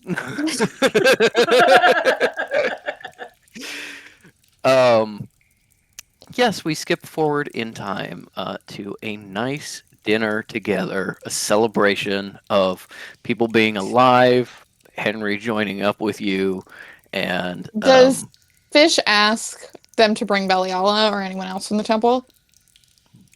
Yeah, bring Beliala along. Just And don't then- bring your boyfriend. Yeah, don't bring it. Yeah, What? so my question is Beliala explicitly told to come along? And then also, who manages to sneak in? Okay, well, Fish doesn't want Elise there, but she's gonna sneak in. We know this. No Jamal. And I think that they say just offhand, like over the phone, oh yeah, Sheeta can come. But like, it's not like she must. Yeah. Yeah. mm, I rolled a self-insight for Cal dressing. Like how Cal was going to dress, and I got 17, so Cal does dress how Fish would want her to, but not in a sexy way. Okay. I think she wears like a sweater, like a black like turtleneck sweater, and like jeans with boots because it's cold out, and then puts like over one of her like robes and coat and veil over it. I'm just saying this in case Jamal notices her dress like this on the way out. Oh my god. What are you all dressed up for, honey? I'm wearing Oh, the pants. God, that's right. yeah, you dress up in a Yeah, totally normie clothes, and then like a robe and Yeah. a veil over. But yeah, just very much more comfortable than your typical dress is, in a way that if Fish likes, that's entirely a coincidence. And They do. as you come and settle in, you pass Henry, who says hi to you and hi to May as they come in. He's helping cook a little bit. He's helping put some food on plates with the landlady. Fish just like set the table and stuff. They've made it nice. Yeah, there's They've, a like, done a fancy napkin knot. They don't know. No, they've folded it triangle sideways because that's the Which best. for them of is it. a fancy napkin knot. Yes. And May walks in and Fish goes, "Oh, I can see that you had a successful interaction with a child. I didn't. You're glowing. You're positively radiant. You come into Fish's rooms. There's a big dining table in the center of the room that you've never seen before, and you realize that it has actually always been here. It was just covered in Fish's stuff in the corner. Yeah, you join the others. Maybe you could share some stories about Adrienne. Yeah, May would have been talking to Cal on the way over. Yeah, and Cal is Yeah. like, thank Yeah. you. Oh my god, thank you. And then when you're like, well, I told her that you would never want her to be uncomfortable. Like, Cal's like, she has to do her homework. She Well, she I'm just not have saying to she do doesn't homework. have to do her homework, but there's ways that we could perhaps make it more appealing to a young child. The homework is not intended to be appealing, right? Well, it just made me think about everything you've told me about tinnitus. I just thought that Oh, it makes like such a sour lemon thing. Literally that like instance of like whenever you're like, okay, my parent was a piece of shit, but like that's how the world works. You have to hit kids when they're bad. And we were like, you have to hit kids when they're bad? And you're like, right. Yeah. Yeah. I think there is also a little bit of Cal being like, yeah, you're encouraging Adrienne to excel as a necromancer. That's so good. And then May is like, yeah, and she's doing it so that she can help you more and she can be more involved in your stuff. And Cal is like, no, that's not what I want. Please. no, she's like, no, if she wants to attach to you like a baby duck, that's fine. You're Well, not going to be around very often. I mean, I think she's already rather done that to you, Collisionist. I don't think I have much say in the matter. I hope it can be transferred. All I know is that this little girl adores you and looks up to you and thinks of you. Why? Oh my god. This was before the saint thing even happened. What's wrong with her? It's almost like you're somewhat worthy of admiration. You only Says say that because who? you like me. Oh, perish the thought. And then, like, maybe this can be like when they're coming into the house and they're being like, Jamal seems weird, but not as weird as when we left. I don't know. Yeah. Perhaps he's worried about Sinner. Like, May's like, Maybe. it surely can't be Fish. I must be overthinking. He's too mature for that sort of thing. Yeah. And then when they're inside, takes her robe off and veil and is suddenly in super normie mode. Yeah. And Fish loves super normie mode. However, I would like to say that they're a bit quiet during dinner time. My son Okay, admonished me for being a whore, A being a home wrecker. little bit, yeah. As They tell over dinner. They tell the story of how like May joined the group, like the Ruins arc, Jonas not included, Yeah. basically. that's a good story for Henry to hear. I think May definitely doesn't think about Sinner a lot during it. yeah. And Cal is like remnant free May, except not that much energy. Yeah, except Oh, May's and- like eye bags and tattoo. Oh, Fish is super excited, like gives her a huge hug and is like, "Yay!" And like Eldritch Sight, yeah, cool, yay! And I Yeah, only Cal's had like- to die 10 times to do it. Oh no, 13 times. Oh, 13, 16. 13. 16. Well, forgive me, I rather lost track. Fish, you were right, by the way, I saw them. But like it says that in Oh yeah, it was scary, right? Did you manage to count them? Because I wasn't clear on the number. I've got to be honest, I managed all of half a second before it to me back and forth, so no. But I did notice they me because I don't know into the death realm. I just thought that was very strange. It's really stuck with me. Yeah, they shouldn't be like looking at you. That's No, I wasn't a fan. But that's a problem for not right now because I am very, very tired and I would like a drink. I've got drinks. Yep. But we only have 2 bottles of wine to drink from, so everyone has to be conservative about it. You're famously I'll manage. conservative. Oh, don't worry, I brought extra. And Elise pushes into the room, Yes! holding the plate of steak. And you see a really upset landlady in the background, as Elise clearly got in. Her hair's like slightly back with like a bandana. She's got an apron that she clearly stole. Comes out like, oh, I made Here this I at am. home! What kind of trad wife bullshit is this? I know you didn't intend to start without me. I'm here. I was like, I tried. I did not tell her we were leaving. It's fine. Fish pours everyone a drink. What's Henry drinking, actually? Henry is drinking water. He is Okay, Henry gets a water. But is he okay? This is important to me personally. Is he okay with there being alcohol present?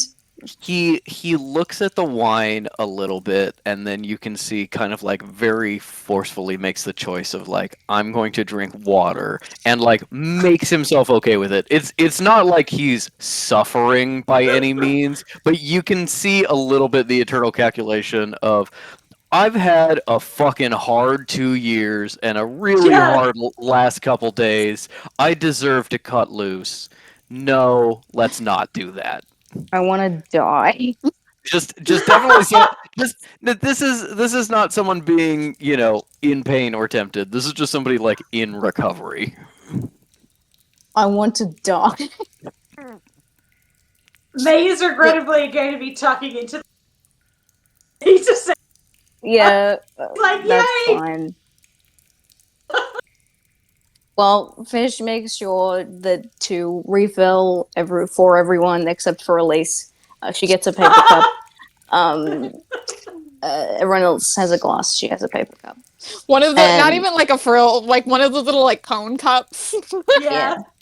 Yeah. And tries to be a nice and pleasant host. Like Hal will like take the Fish aside at some point when they're like when they're like angrily rearranging silverware, and she was like, I mean, do you need me to kick her out? What, her your sister?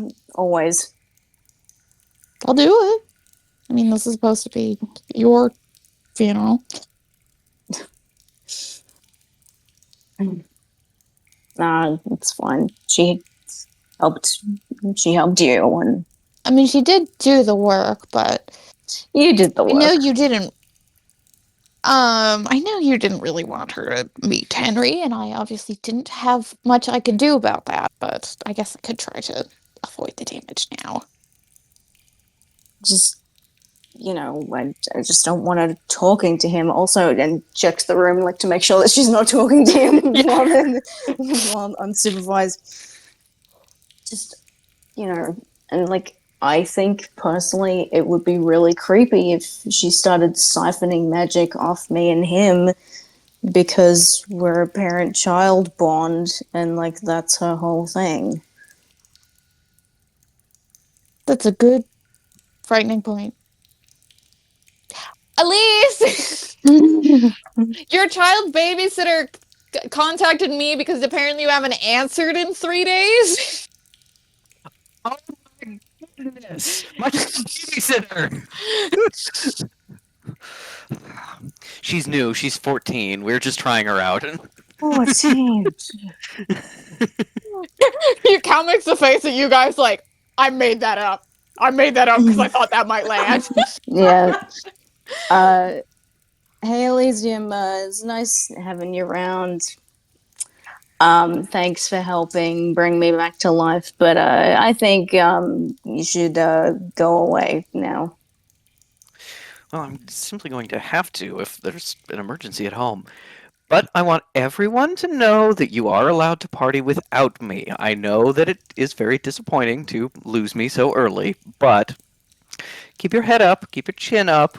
The party must go on. Fish, you're very welcome. Don't forget to call if you ever get vivisected again. Callie, I love you so much. I'll see you later. Mwah. Love you too. Mwah. Tell the kids not to be bad. Tell the kids not to be mad. I will. I said bad. I'm assuming you. I misspoke. Yeah. Okay, yeah. And then with May, she goes, enjoy being remnant free. Try to get a lot of sleep. You want carbohydrates and protein most of all. I'm already there. Like double fisting. There's a whole rotisserie chicken, and May's just go ahead in it. Eating like a corn cob.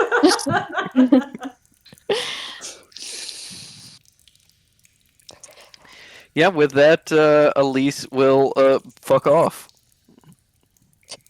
She opens the door. Belial is standing in the doorway. Waiting for invitation. Like a vampire.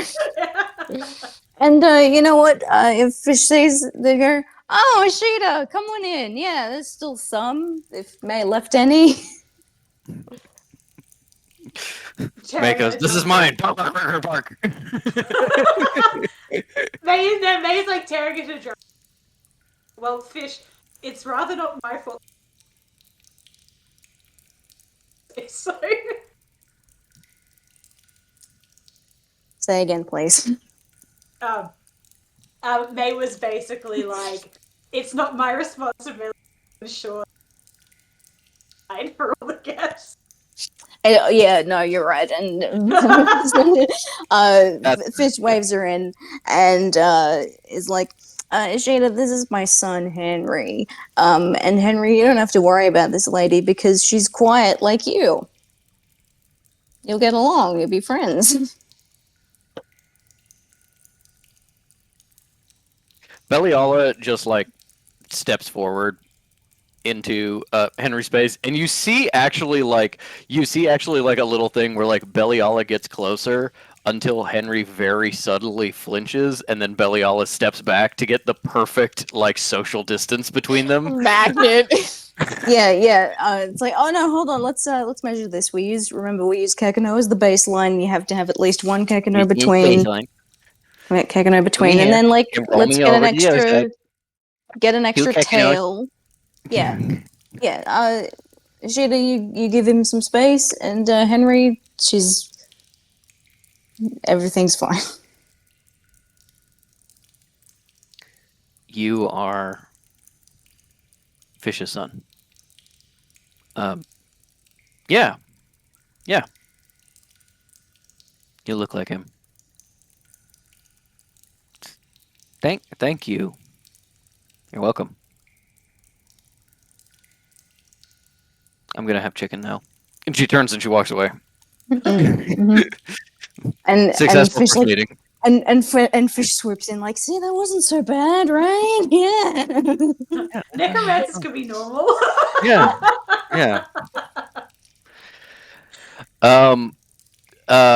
I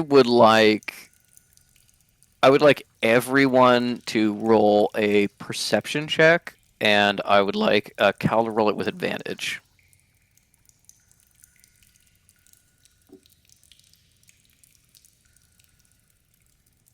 That's a 14 for me.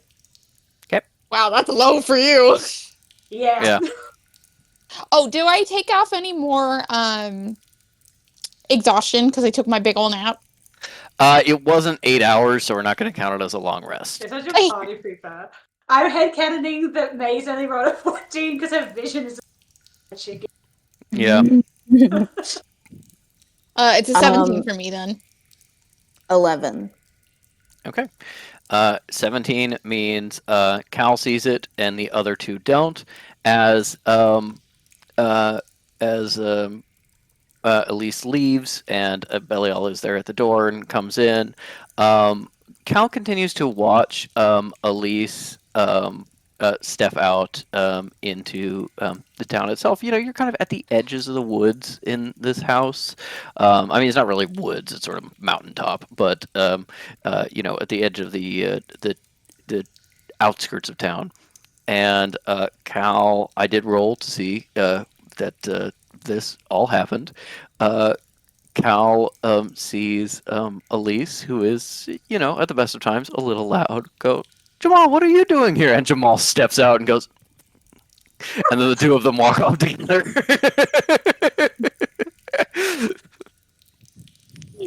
Cal is suddenly on edge. Yikes. Yikes. He went, he's having a secret dinner with fish. And I'm not invited. I need to keep an eye on things. May's there. Like, what do you think this is? Both of his kids are there. Yeah, Um, I think Fish allows for Kakanos to be the host with the most, to lead the most of the stories. But I think that the Ruin adventure minus Jonas is perfect for Henry to hear.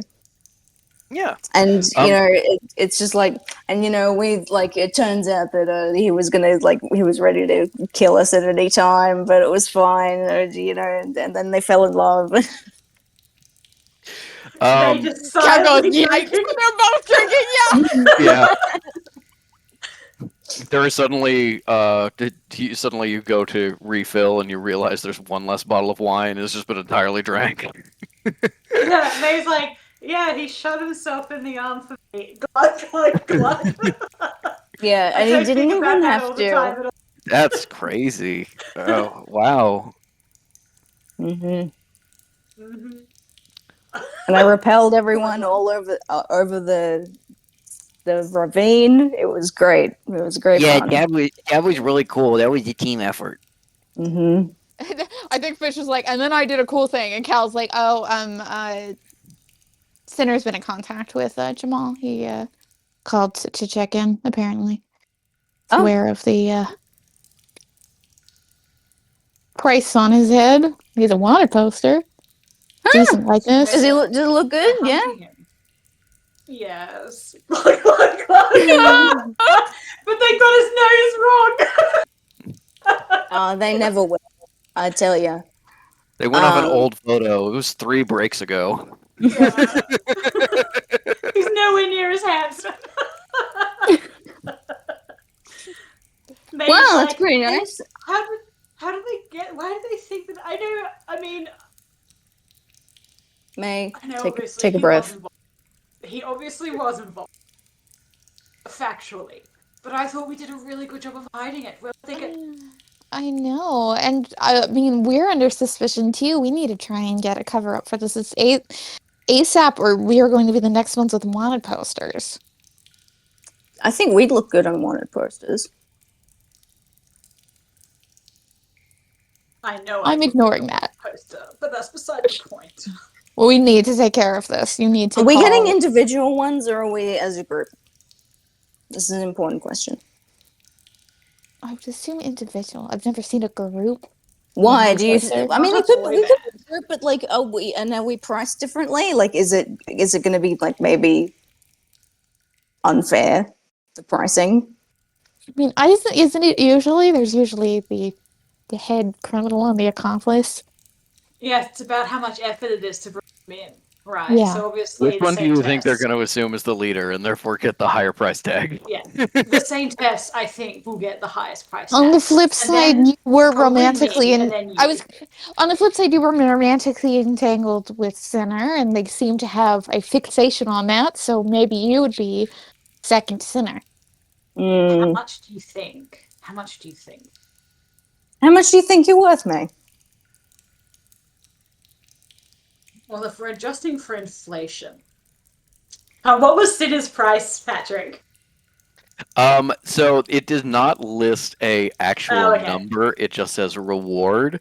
Knowing the society as you do, they're probably doing that to be like, well, we don't want capturing him to be worth the same as I saw him in a bar last week or Yeah. something like that. Yeah. But also knowing the society, they're probably going to pay, like 40% above market value entirely on accident. So he's Which is probably what?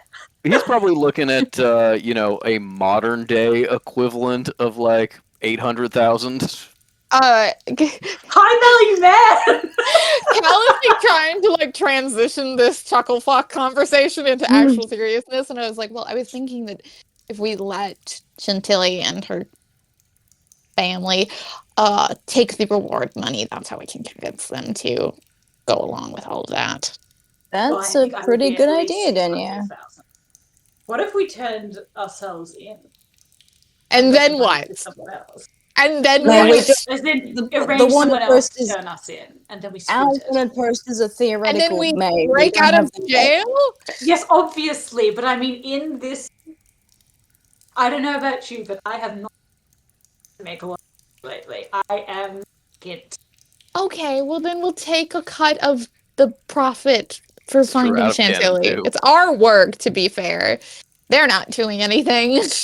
It's true out of Yeah, canon so- too. Ellie's constantly like, "How can I get more money? I need money for the cool things." Look, I'm not going to ask Henry to bust us out of hypothetical jail. No. I know. I'm not asking Henry to do anything. Yeah, I probably wouldn't do that. No offense. No, I didn't- it's all good. We're not you get asking you to. If you get a call for schemes, ignore it. That's not right. It's not your And if you get a call responsibility. from some guy named David, If you get a call from Also some guy ignore named it. David, specifically through Kekino, let it go to voicemail. Yeah, just hang up Tekino and tell him to try again on the radio station. It's fine. And for dessert, I have cake. Cake. ever the baker, aren't you, Fish? Very jestingly. Yeah, she loves me. Cal raised an eyebrow. Oh, does she? Yeah. Does she? No. Well, you can't Hell, charm abs- everyone. It is like Fish has not slightly tippy. Fish has not had a good record lately. May leans over to Henry and is like, me. You leaned away from the Oh, mic too. completely off. Yeah. Yeah. May leans over to Henry and is like, it's kind of meant to be an aside, like, joke, but because she's drunk, It's too it's like, loud. did you know your actually me? It's like, ha! Can you imagine such a thing? Was it propositioned me at some point? Yeah. Yeah. Yeah. And Henry Yeah. and Henry's like, yeah. Hey, don't we love Fish? What a rapscallion. Glug, glug. Yeah. Their ex called. I didn't say that. No, Maya called. Made sure you were okay. I wasn't supposed to say that. Oh. Thanks. Well, I won't tell her that you told me. Don't Mostly think because that's I going to be a can't. problem. I can't because I think the sending stone won't answer anymore. She must have crushed hers. So, yeah. Anything from Sarah lately? No. Who else? Am I forgetting anyone, May? How's Niella doing? Happy in her marriage? You know, Nielo is a member of the Society of Better Governance. Do you think that we could maybe have some sway or have her as an informant of what Lady they're up to? Yellowtail is an intelligent woman who will sell any of us down the river if that would be convenient for her. I was like, Yes, and I rather- love that about her. I Yeah. respect her so fucking much. Exactly. Better soft for you still, Fish. Okay, Tell me, don't does this woman have softness for you still? No. Well, This is one of the ones that I left without saying goodbye to. Just to remind you. Henry's like, Oh, interesting. Henry makes a I face, and believe then this. I heard Fish you is like, have a "Oh yeah," and your boyfriend. mom was next. I'm glad that's right. Your mom was immediately after. I was on a real spree. Say goodbye to your mom. Don't Just me worry. going up and down the coast of California. The stories I could tell. I didn't want to know this.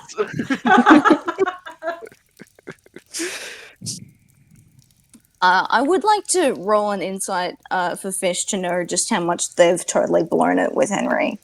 Yeah, go for it. Roll an I insight. want Cal to check that later too, but at a later point, she wants to get Henry alone. It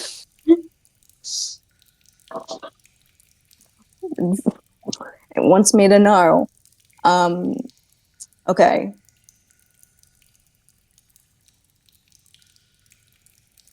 I can't count. 21 minus 3, 18. Okay. With an 18, you are really keeping an eye on Henry because you are constantly making sure he's having a fun time. And with an 18, he is. Oh, He's enjoying the stories. He's enjoying your friends. I think with an 18, you kind of realize of like maybe the full dad thing, the come on kiddo, let's go to the movies together or something. Maybe that ship sailed years ago. Henry is clearly uncomfortable with who you are and who your friends are to a certain extent, but he is trying to learn. There is a lot of awkwardness for not knowing each other super well yet. A lot of putting your foot in it kind of over and over again. But I think with an 18, when that didn't happen, I think with an 18, you look at Henry having a probably mostly one-sided chat with May, and you were like, Henry spent all day with me and talked with me for several hours, and I don't think he has ever wanted to do that with anyone.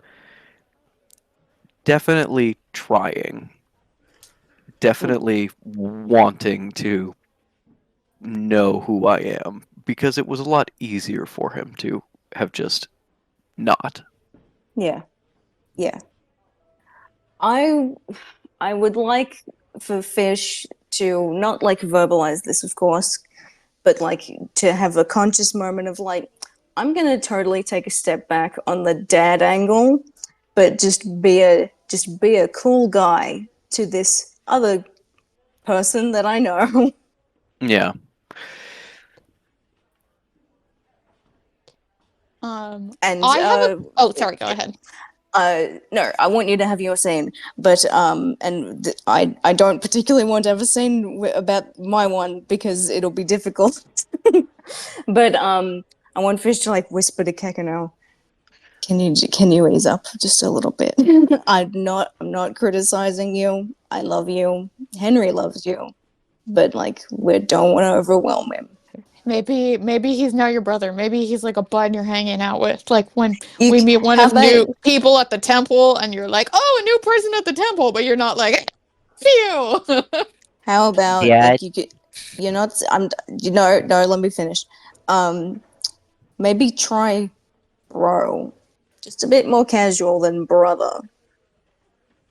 Okay, bro. Yeah. Dad, I Yeah. understand you want me to go easier on Henry because he seems a little nervous.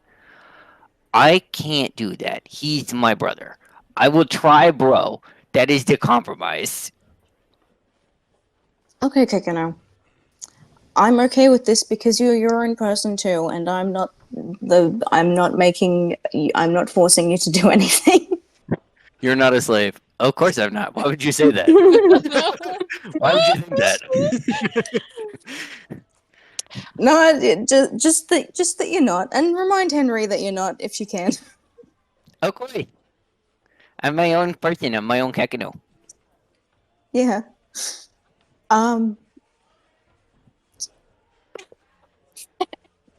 Actually, Ellie, you're right. Yeah. Oh my god, I've burst into tears. I'm sorry. No, thinking about how Kirkano can't go easy on Henry because he's the representation of Fish's unfiltered love. Yep. That's cool. Goodbye. I feel normal about this. Yeah. I wanted to say, because we only have 15 minutes left, the two ideas I had that I thought kind of made sense to happen, but might just need to be slid into next session, is like eulogies for Fish, not necessarily role played out, but just like may say some jokey stuff. Cal says jokey stuff, but also is kind of sincere. And then I just want Cal and Fish to have a moment alone. Toast before dessert is my thinking for that. Toasts and roasts. Yeah. And then just wanting a moment of like Cal and Fish alone, because I want my hug. Yeah, we can definitely do some toast before dessert. I think we push eulogizing into next session because Fish would obviously want that as public as possible. So that's got to happen in the temple. But yeah, I think we could. I think we could do some toasts. Maybe May Cal does. start it off? Oh, I was gonna say, yeah, you start it off. I have one for Cal. Okay. May is just like, I don't know, maybe while Fish is like faffing around and cutting the cake, May, who is well and truly like sloshed and very having a very good time. Oh, you know what? We should do a toast. Mortal. Henry knows what a toast is. To Fish. I have never known a more complex and wonderful. It has been a pleasure to be your. I'm very, very glad you're dead. And if you could refrain from dying again, quite so graphically, that would be much appreciated. To Fish. I'll try. You're not dying again. Yeah. Cal says, to Fish, our resident cockroach. Thanks, gorgeous. I'm happy to be does like they're having the internal thought of the thing they're going to say was happy to be your cockroach. They go happy to be a cockroach. Very important part of the ecosystem, you know, Fish. Frankly, We do need. Yeah. It and is you can live in important my to have. doghouse. Even pests have their place. to pests. To pests. To pests. The best, yeah.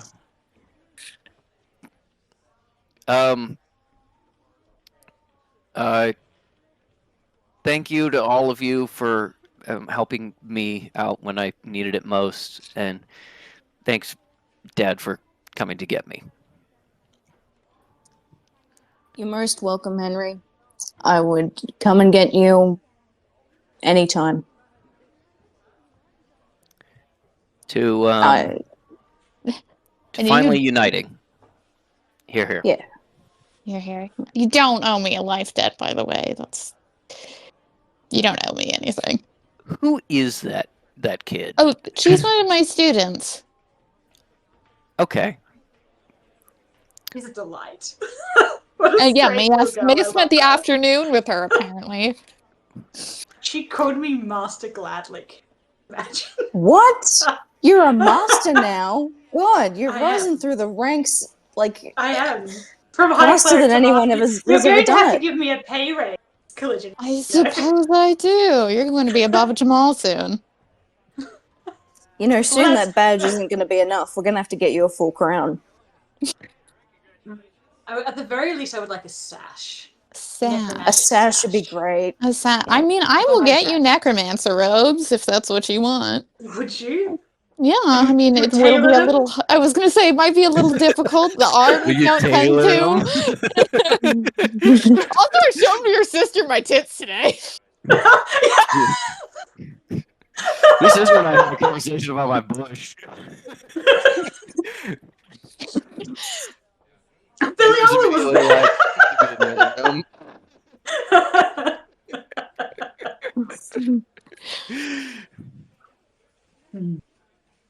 Why? Why do you ask?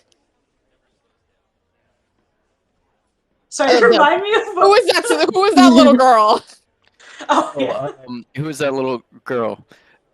I don't know. She was just she was intense. Oh, she is An incredibly apt intense. I will, description. more intense than young necromancers even tend to be. Oh, She's okay. That's demon. yeah. That's what I was wondering. I haven't really been in the temple. First impressions were weird. I mean, Elise always said that I was an extremely precocious, intense child. I don't I think see it was it. like that. And now you're a precocious, intense adult. That is Just true. as God intended. It's true. Just as the saints intended. Sorry, As the just as saints yes, intended, and nay. you would know. You need to learn your role. You're a priest now. You're going to embarrass us at the when we bring you into guest lecture. You have it's and with your spirit, not and also with you. What? Huh?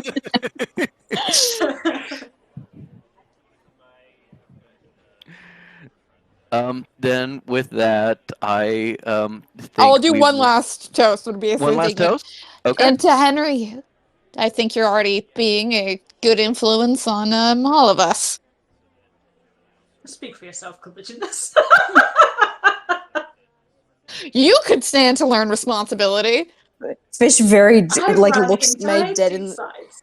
looks made dead in the eye, and Drelly says, "He's sober." No. Good for him.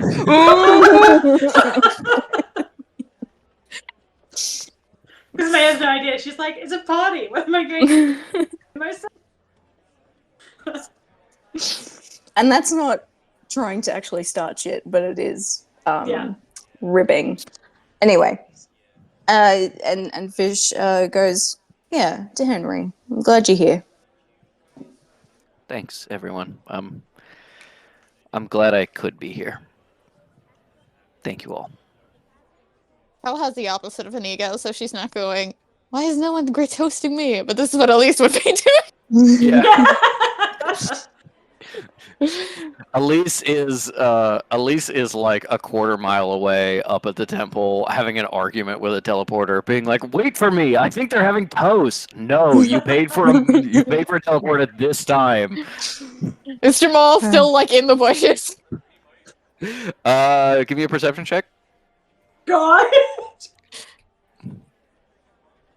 Oh, that's good. That's an 18. He's got binoculars. You think you can't see him, so you think he probably went home after things seemed safe. Yeah, didn't see us fucking nasty. Yeah. Saw witnesses. In rented house. Just a small thing. I think it would be nice if after dinner, we could do some nice. This is speaking, but Fish also pitching in much the same way. Like, let's do a little show and tell of just some harmless magic, just to show off to Henry and be like, look at the cool stuff that you could possibly learn to do. And Fish does some like thaumaturgy tricks. Oh, okay.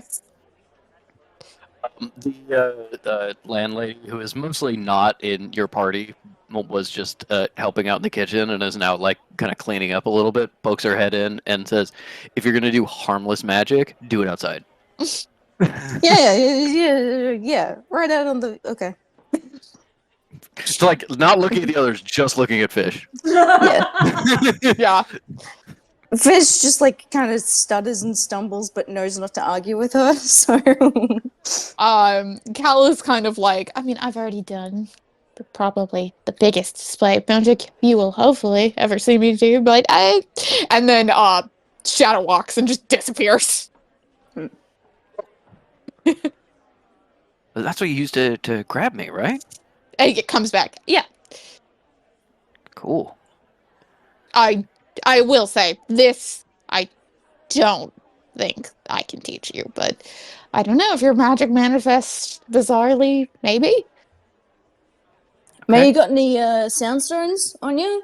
Have you got one doing the I've got- Wilhelm scream? I've got better than a soundstone. Because actually, I do have psychic magic, so I think I probably can teach Henry a bit. So, and reaches her hands out, closes her eyes, and casts an image. Mirror image. All right. You immediately see May blur as multiple other Mays like overlapping and like stretching out from her, so you can't quite tell exactly where she is in space. Happens. All the Mays doing slightly different actions and slightly different timings. So May will raise her glass in a toast to kind of show off, and then all of the other Mays will also like raise their glass at slightly different timings in slightly different motions. Yeah. And Fish like snaps the fingers and goes to Henry. Hey! Use your true sight to see if you can actually find her in all of that. He it immediately closes his eyes, opens them. His both eyes are glowing, one green, one blue. He reaches out a hand and he touches May on the shoulder, and it is real May.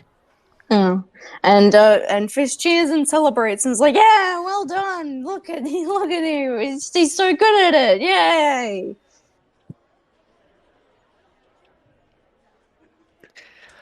Wait, I can do a trick too. I can show harmless magic. Henry, watch this. Can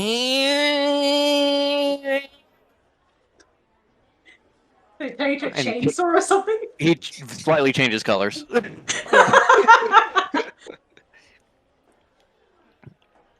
Kekino is orange for like just a second, and then as soon as he stops yelling, he goes back to normal. Yeah, he does have to be yelling during it. Uh-huh. Yes, that is canonically one of his powers. He can change colors, but only while he's yelling with effort. And as you still play around with some thaumaturgy, probably making like some pine cones fall off the trees and stuff, making sounds echo around the outside. Maybe you convince Henry to show off a little magic too. Maybe you don't, because he starts doing Eldritch Blast. You see the black flame, and you're like, "Never mind, I don't want to be reminded." They're not going to pressure him, but it's like, this is a safe space to try out something if you would like to. Look, I can talk to this squirrel. You don't understand the squirrel. Fuck you. May cast comprehend language to him in Arabic, like before. Ah. Yeah, that's really interesting, and Henry is pleased. Henry thinks the talking to the squirrel is funny, mostly because you think maybe Fish is doing a bit, and then the squirrel attacks Fish, and it quickly becomes clear it's not a bit. And you promised the squirrel nuts in exchange for a favor like a month ago, and you have not paid. Hey, I've been busy. This is my kid I was telling you about. Come on, be nice. Be nice. What was the fire squirrels? What was the fire squirrels? Is this a long Ember. Yeah, Ember. Yeah, Ember the fire squirrel. That's not this squirrel, but maybe a distant relative. It starts chittering and getting angry, and then the fur starts sparking and bursting into flames. Everybody goes, "Whoa!" Go, harmless magic, please. Pay me what you owe. Well, I don't think I don't have it on me right now. Squeak, squeaker, squeaky. Fuck, what's the translation? Did you eat the acorn? Yeah. Or like, yeah. And then with that kind of fun time, I think we'll fade out on today's session of Well Dressed Bones. As a reminder, next time we are going to have a eulogy for Fish. Small time skip, just like a day to get to the sanctuary. You'll be able to try and approach this sinner issue as well as talk to Goaf and maybe get a prosthetic for Fish. And then May has an upcoming meeting with Kalor and Mr. May. That bitch. This bitch who is definitely Seeker. And May goes to sleep going, I need to meet Kalor. I feel the urge to confess that I was buck naked in front of another woman just recently. She'd like that information. May's like, I mean, Cinna did break up with me, so I do need to distract myself now. Yeah. Get back on the horse, etc. Yep. And so that is where we will end today's session. See you next time. Bye, Craig. Goodbye, Craig. Hi, Craig.